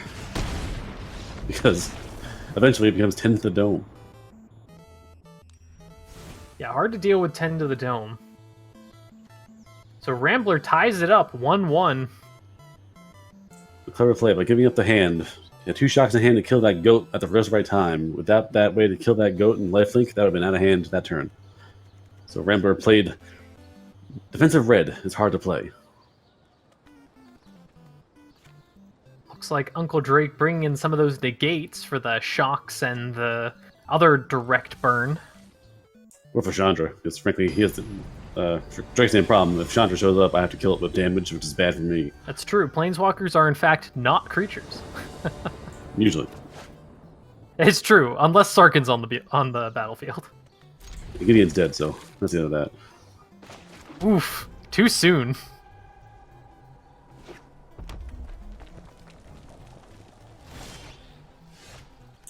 Alright, here we go again. The Ram may show up turn 3. It'll be a 3/3, unless Drake takes her time. Well, Uncle Drake has been really lucky with these Gates Ablaze. Getting them real quick for those real cheap creatures early game. That Chandra's going to be coming down real soon. Alright, and Drake plays a short game, killing that goat. Yeah, considering how much work that Ram can do, I can't blame Rambler for wanting to put 2 spells into it. Definitely. And you can't assume Gates Blaze is there, so if the new Gates Blaze is coming up, they could have waited for the Gates Blaze to hit and then throw a light ball at for a one for one. But you can't promise that. You wanna play with fire, huh? Let's light it up! Chandra drawing a Chandra. Hit the day in art class. Draw a picture of yourself. No mirrors.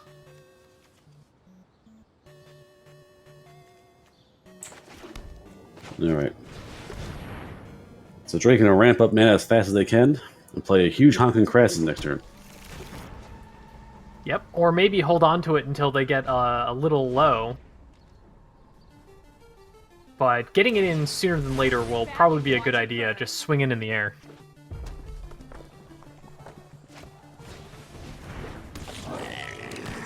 And we'll see, yep. So Rambo's holding back the Lobsmancer, so giving credence to a possible wipe spell. Yeah, right now it doesn't matter what Rambler plays, Gates Ablaze will destroy it. Drake counting mana, it seems. Big ol' 8-drop. On a related note, I'm so glad Rena added the +5 button. Oh yes. Ooh, next turn you see Guild Summit and you see a whole lot of cards.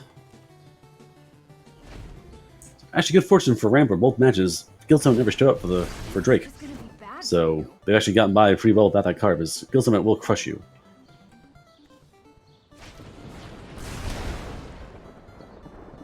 Yeah, Guild Summit's gonna draw a lot. Excellent card engine. Rambler just trying to empty out their hand here. Chandra getting real close. Maybe probably gonna tick it up one more time so that Chandra stays around, just in case. Well, the Crassus may have other ideas. The Crassus may just swing and punch her. That's true.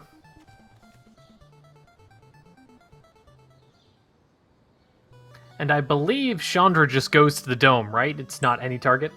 Planeswalker or player. Okay. There's a webcomic of her, someone has Shalai out and someone something else out, and she has to hit herself repeatedly over and over again.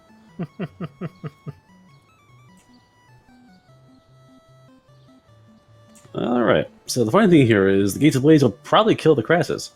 So, do your work first. That's true. Gates Ablaze is all creatures, isn't it? Yeah, it depends. I'm trying to see. 1, 2, 3, 4, 5, 6, 7. So it might yet survive. But again, with the 2 Firebrands untapped there, waiting. This is a waste of my time. Well, the Wait for the Harmonies are chance. gates too, aren't they? I don't know if they're actually gates themselves. I think they are. I guess we'll find out. Oh, but either way, this is gonna do it. It's plenty of damage both ways. But if I was a Rambler, I'd throw the Firebrand, one or two of them at the Crassus, make sure it dies. Uncle Drake getting another refill of cards here.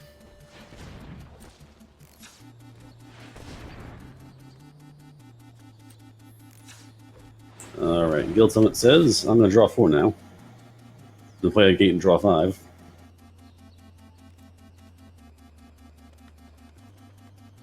Yeah, nothing else to do this turn, so might as well just tap them all out. Yeah, I mean, Drake's forced Rambler to the point where now Rambler has to play the hand and hope that... Oh, Archway Angel. Okay, so next turn. Yeah, Rambler better draw a Frenzy and do some damage next turn. Yeah, Rambler's going to need a pretty long frenzy chain, because that Ram and that Archway Angel are going to really help seal the deal. Oh, it's going to be so close, too. Oh, it's going to get him down to 3, and then... Ooh, this is going to be rough.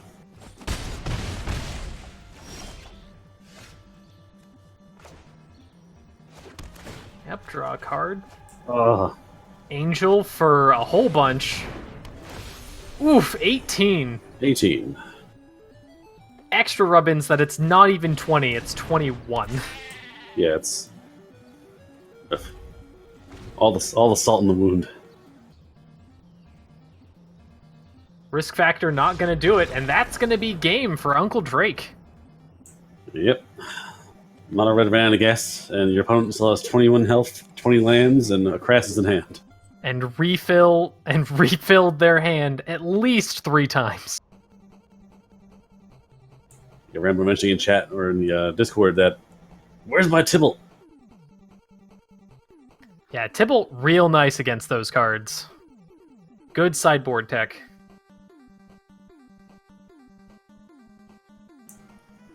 Alrighty, so there you have it. Gates again. Allowed to run wild. No, you give it 5 turns, bad things happen. And next up, we've got Clifford versus Zebra. Oh, Clifford's already got the Thud deck. Wait, is that See? deck called Thuddening Thud. 2.0?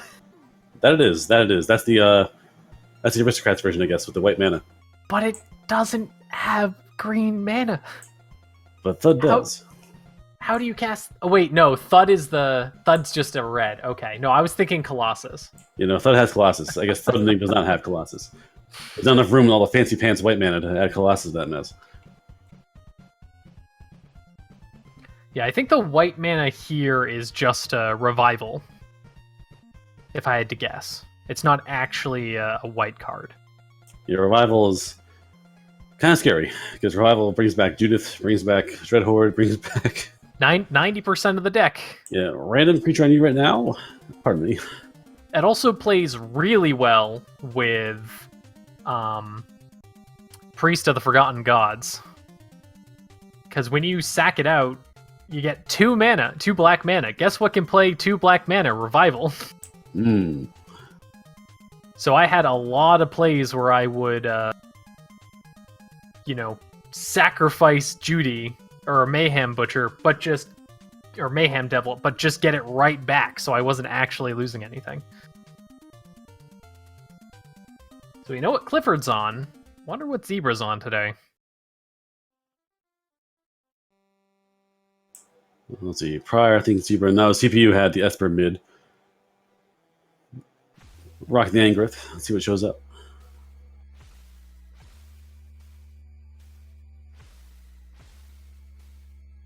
That is a lot of finds with no creatures in the graveyard yet. That's better. Ooh. Oh, Zebra- right. Zebra was on Super Just Friends. Super Friends. I don't know. I probably would have kept that previous hand on Clifford's side. But having the turn 1 Grim Initiate is also pretty nice. Bonus points for the Endurance. Yep. Endurance But is a no strange black, card. though. Sorry, what was that? Endurance is a strange card. I think it's sorcery speed, so you can't be too sneaky with it. The Endurance? Actually, no, I'm thinking of there's a black spell that's basically next time this thing dies, doesn't matter. It's a 1-drop, but it's only sorcery speed. Oh, it's- yes. I know what you're talking about. It's not as good.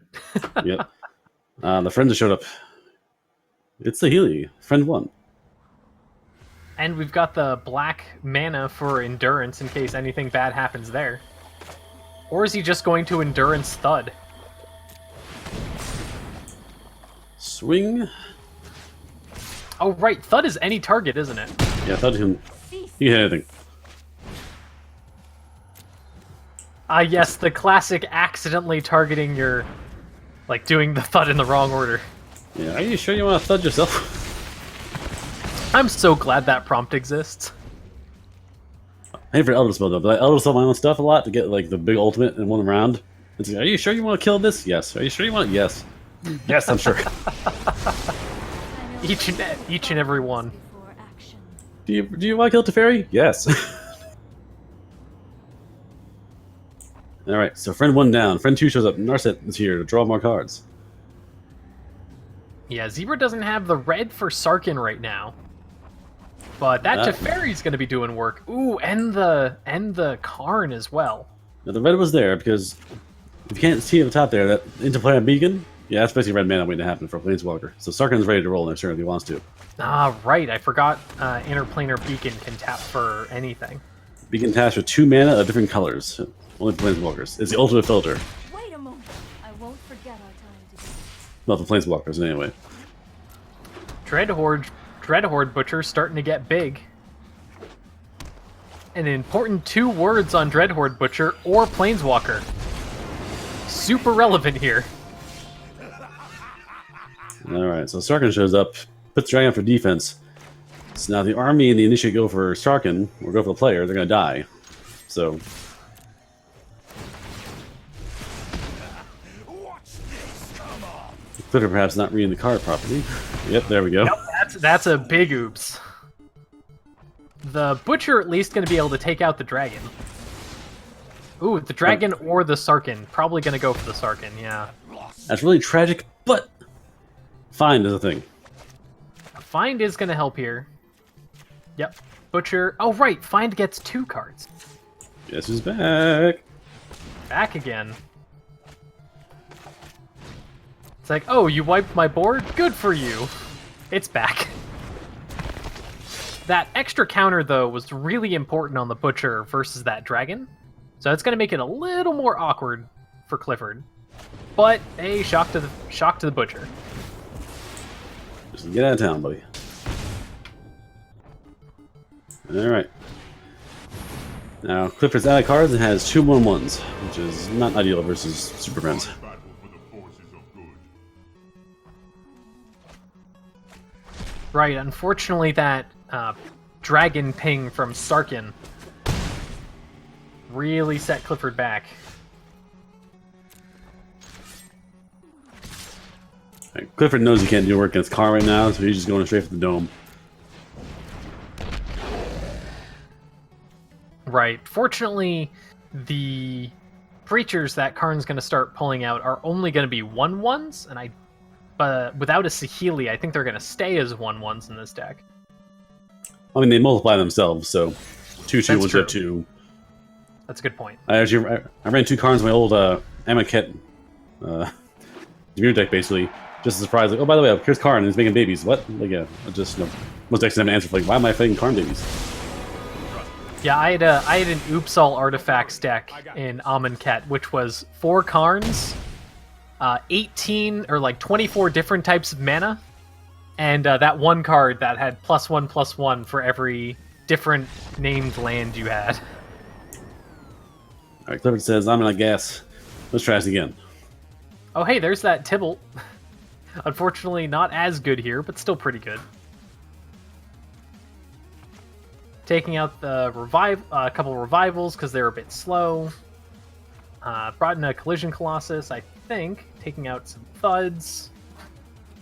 Yeah, okay. That was not the sideboard I was expecting. Okay.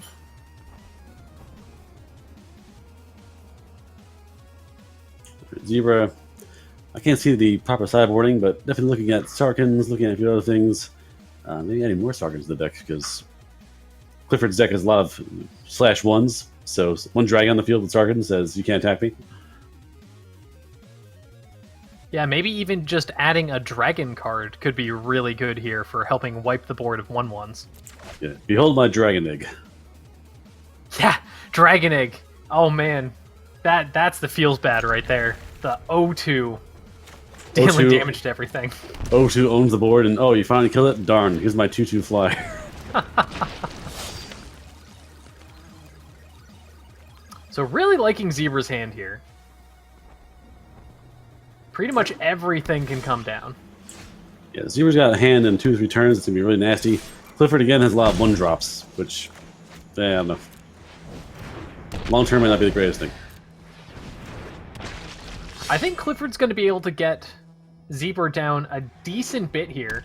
Probably going to go pretty aggressive. Missing the black mana, unfortunately, for that endurance. What would have been really nice here is drawing a black mana this turn and next turn. Just really powering through and getting Zebra under 10, but it looks like we're not going to see that. This was Cyborg Tech. I see Prison Realm, which very calmly puts the Angry Skeleton into another place. Yeah, Prison Realm exile effects very good against this sort of Mardu strategy.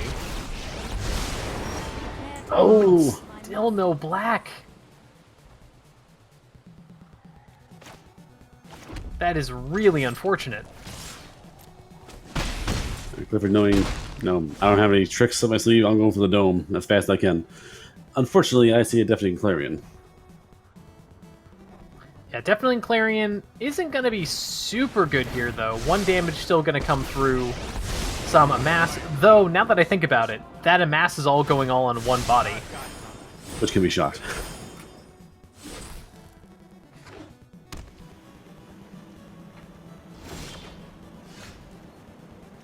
Cliff Stick mocking him now.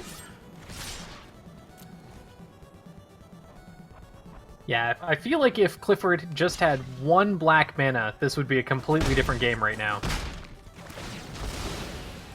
Yeah, ping that to Teferi. And Baby Teferi's on his back leg. Take him down when you can. Unfortunately, Zebra has several more. Yeah, there are a few things worse in this game than finally, mustering all your resources to kill Planeswalker thing. Oh, thank God it's over. And then next turn, oh, by the way, Planeswalker. Suddenly, surprise.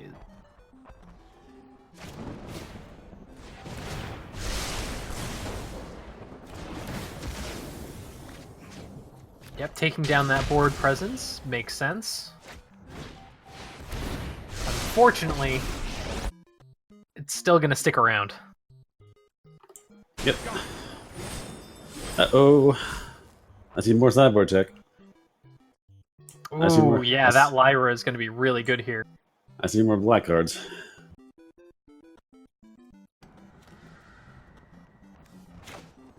Yeah, unfortunately, until a swamp shows up, Clifford's basically on 1 red mana.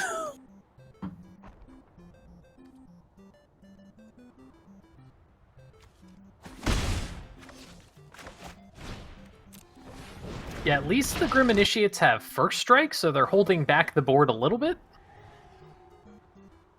But yeah, not having a swamp is real shame right now. I'm almost to the point where I'll play Teferi to draw another card to get my land. So when I have 5 lands, I can do crazy things next turn.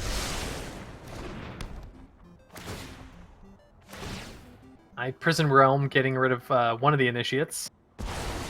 Also scrying, so possibly doing for that land. Because once 5 mana shows up, you have your choice. Do you want Starkin? Do you want Lyra? Do you want the other Starkin? Grim Initiate, card of the game today, apparently. Is the seems to be the actual thing from Prison Break. My brother's in jail. I better go save him. Season 2, crap, we're in jail again. There's a land. Big no trouble. That's gonna do it. We're gonna have some real big dragons coming through here soon. Feel the heat of my flame. Alright, no more attacking for Clifford. That dragon says no. Here we go. I know how to stop you. was an arena bug. That was odd. But no black mana. Therefore, Cliff's got a problem. Not much Clifford can do here. So here's 12. Swinging in for 16 20? in the air. No, 16, yep. Oh, make another fake dragon. Yep, 20. Do I have your Oh, that's what happened. For some reason I thought Sarkin turned one of the planeswalkers into a dragon, and then it incorrectly used a dragon token. But it was Saheeli making a fake dragon. Okay. And there we go. Alright, again, Dragons of the Dome. Clifford being held back by a lack of black mana. And Sarkin allowed to run wild.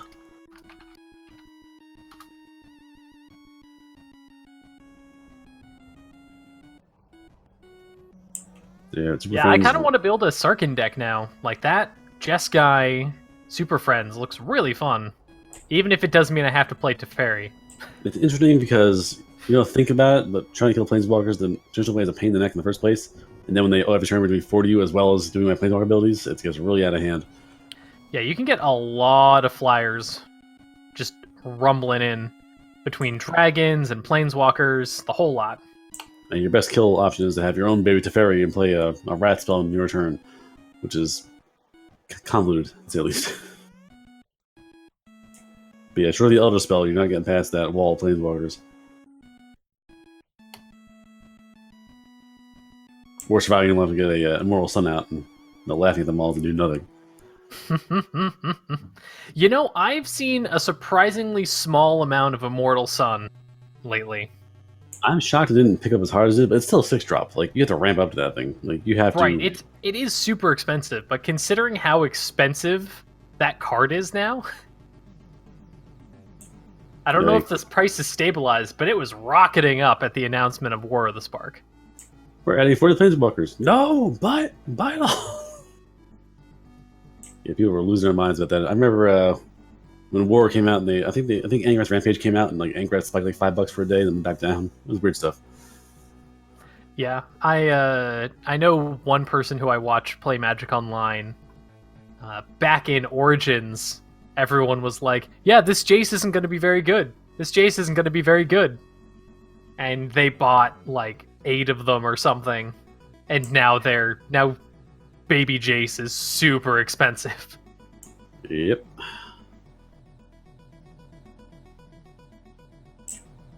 But it's always hard to tell, like, which cards are actually going to end up being expensive and which cards are like end up super cheap.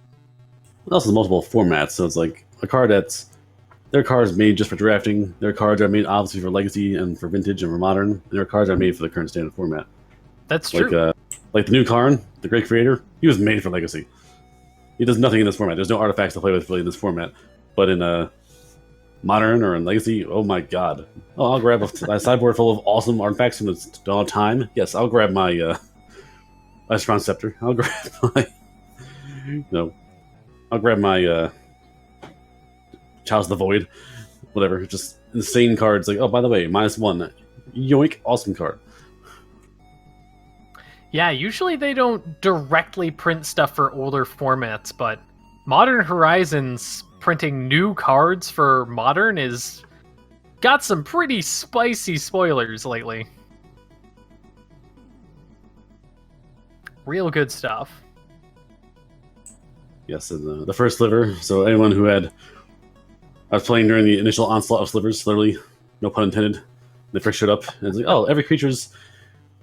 The tribe of Changeling, no one really cared, but when slivers came out, that was terrifying. Yeah, I actually had a feeling that some sort of sliver, some sort of tribal deck was going to be dropping, because Wizards doesn't usually print Changelings, and I think they spoiled 3 of them in one day, something like that, in 3 different colors. I'm a sliver too. Look at me, be a sliver.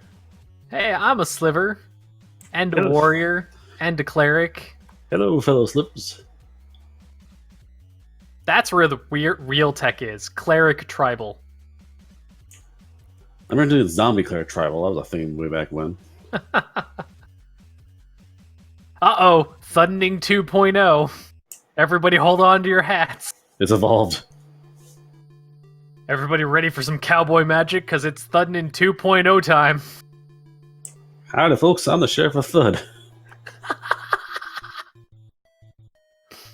Alright, and Drake's bringing out, let's see. Mainstream deck? Maybe something else? Let's see what Drake has this time. I think Drake usually plays either Drakes or Gates on Wednesday Night Magic, but I think they also just generally like making a wide variety of decks, so I'm not sure what they're going to be bringing this time. Yes, they have my problem. We're just like, oh, this deck's in the meta. I'll make it. See what happens. Yeah, last cycle, I had my mono white deck, and it wasn't too bad to tune to the meta. I just needed to swap some cards out and all this and all that. But my Rakdos deck, like that's taking some work to make appropriate for the meta. Yeah, there's certain things. Yeah, like Rakdos always seems to be the trend of the stick of all the guilds. I was waiting bated breath for in the first original round to go for Rakdos. Like Rakdos, finally coming out. Oh, empty your hand to get abilities. What? Excuse me. I play Wrath of God. Oh look, you're dead in the water with no cards in hand. All right, Drake surprises all with Simic Merfolk. So I think Thudding 2.0 is the feather deck that Clifford played that one game. And the hero appreciated one. So again, this is less on sacrificing and more on if you have become my stuff, I'll ping you as well. But like, I'm gonna play aggro, like legit aggro, and punch you with my many features. I think Drake's on Merfolk. Yeah, I saw in his list of decks before Merfolk Simic, so it might be a surprise that are on actually Simic cards. We'll see what happens. The currency in all fiche.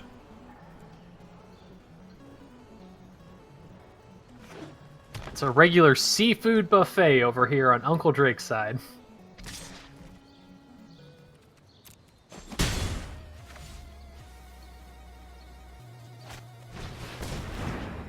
Jadelight Ranger, such a good card. Yeah, Explorer's going to phase out soon, come the fall. That mechanic will be gone, and some people will praise it's gone, and some people will be happy it's gone, some people will be mad it's gone, because that Explorer digs, finds land, and pumps. All the same ability, which is insane. Yep, and Jadelight does it twice. Kinda crazy. Alright, here comes Legionnaire, who was risen from lowly Pike Wheeler in 10th District to Boros Initiate.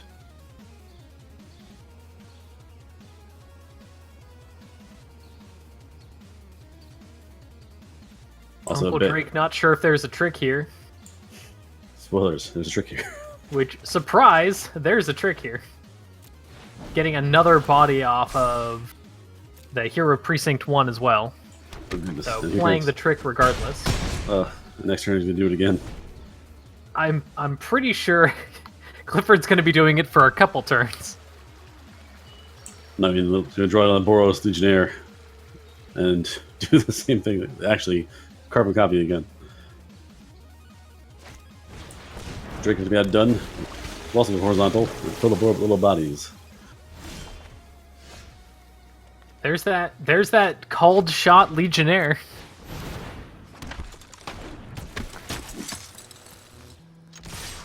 Yeah, don't want to rumble in with the Hero Precinct 1. Not yet, at least. The Merfolk got a hand. You ponder. 5, 6, 7 damage. Do you take the 7 and just leave your board intact? And unfortunately, well, it looks like Drake's not blocking the second Legionnaire, but that might be changing here soon. Yep, there we go. So unfortunately, Clifford can't save both of them. Actually, no, never mind. Or wait, when's the counter go on again? Immediately. Ah, right, you have to target it specifically. So one of those Legionnaires is dying, but one of them's also going to be real big. Alright, that's a 4/4 base. Drake almost has to play double Misfolk with Mistbinder. Yeah, Drake getting some pretty big merfolks now.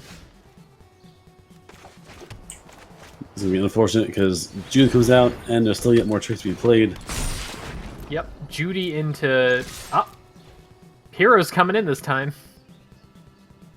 The hero's coming in because hero can be saved.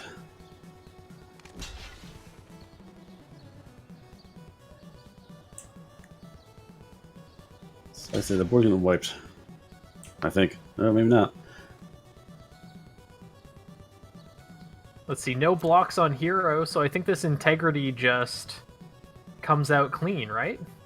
You get integrity on that district engineer again, and trade fairly, or you can put on this person here and do more damage to the dome. There we go. Oh, bring him down to 1. Oh, and the death ping Ping. for the finish. Going out with style. Yeah, I Judy like is- that. That was good. Judy is scary on the field because at a certain point in life, if you're down like below 10 life, 9 life, 8 life, like you start worrying now, can I kill this creature? Yeah, Judith pretty much turns any deck that she's in into awkward blocks deck.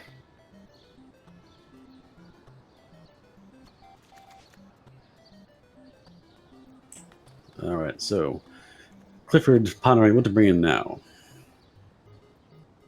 Yeah, the only problem with Judith, though, looking at Clifford stacking his sideboard, is Judith does not trigger on tokens. So all those tokens from Precinct 1 and Tybalt don't work with Judith.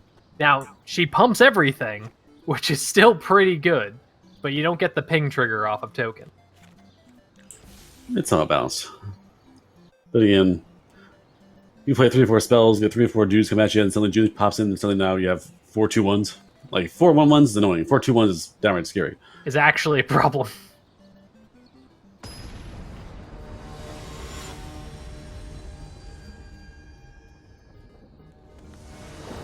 Alrighty, Drake goes first. Let's see what the opening hands are like. Ooh, Swiftblade Vindicator. I like it. Opening hand is nice. Turn 2 hero, turn 3 Vindicator plus sprints probably.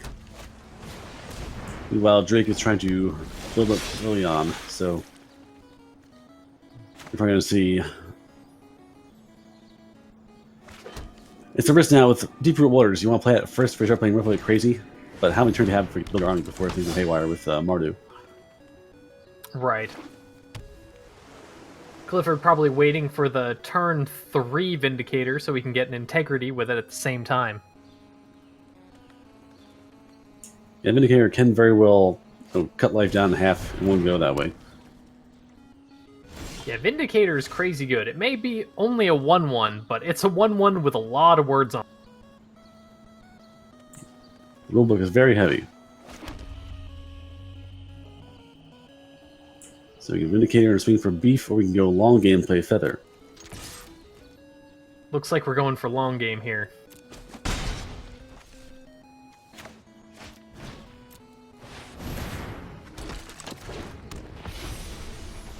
Probably setting up for Vindicator plus Integrity plus Sprint.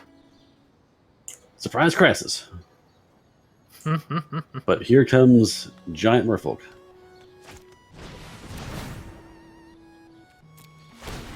Yeah, the Merfolk are going to be coming in with a lot of counters on them.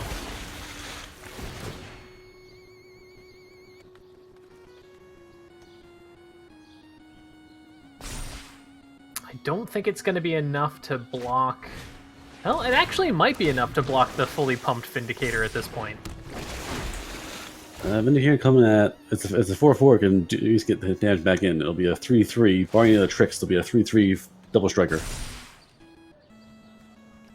But somewhat sprint, sure strike. Well, it doesn't have them now, but yeah, it could be interesting.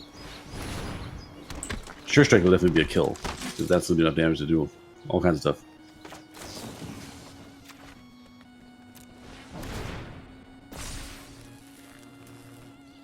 Yeah, Sure Strike plus Trample is going to be real good. Swinging in. Let's see if Uncle Drake ends up going for the block. Just jump blocking to soak something off.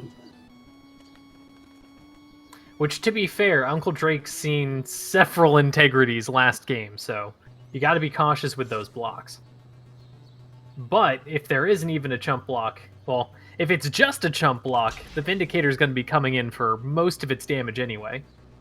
Yes, you have to dedicate to killing the blast of the thing, which I can't assure will happen in the first place. Yeah, here comes 10 of the dome. So you're going to kill these things all on the first strike, and then do 5 straight through.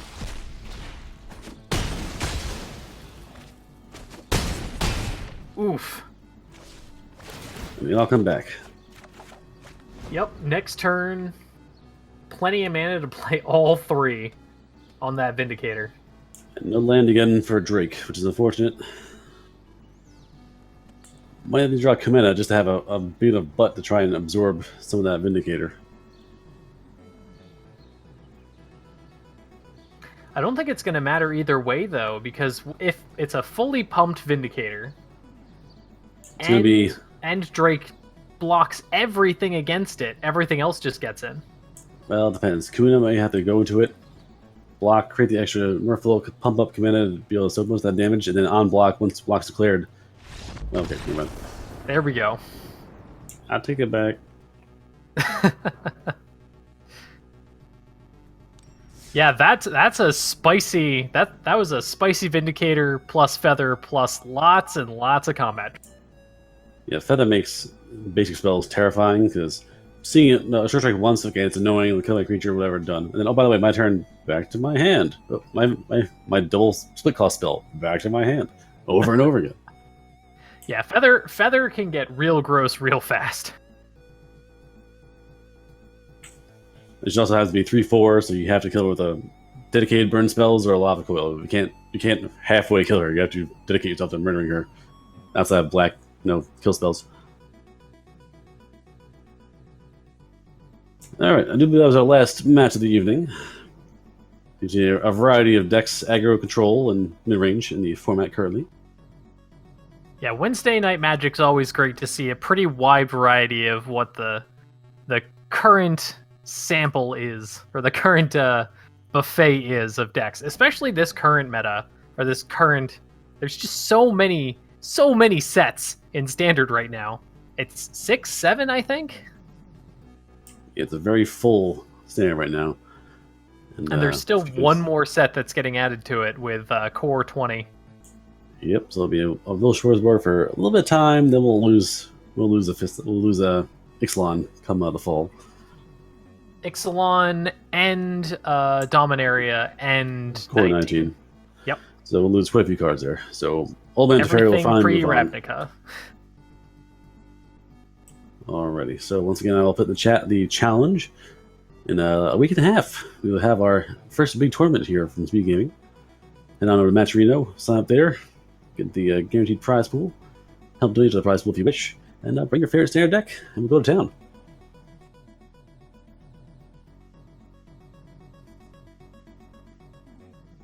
Yeah, several people have entered already.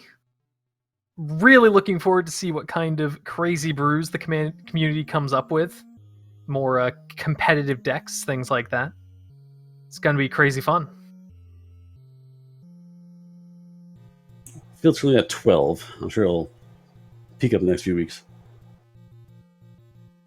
Oh yeah, it's been more people have been signing up the closer we've been getting to the event. So a lot of people are probably going to sign up the last couple bits. So get in now. We don't even have 16 people yet. So yes, I wager that the staff of Speed Gaming will probably hop on at the end. I'm sure we'll be seeing Saku and Sky and Clifford and everyone else hop in there as well. So bring your favorite meta deck, bring your favorite jank, and try and make a dent.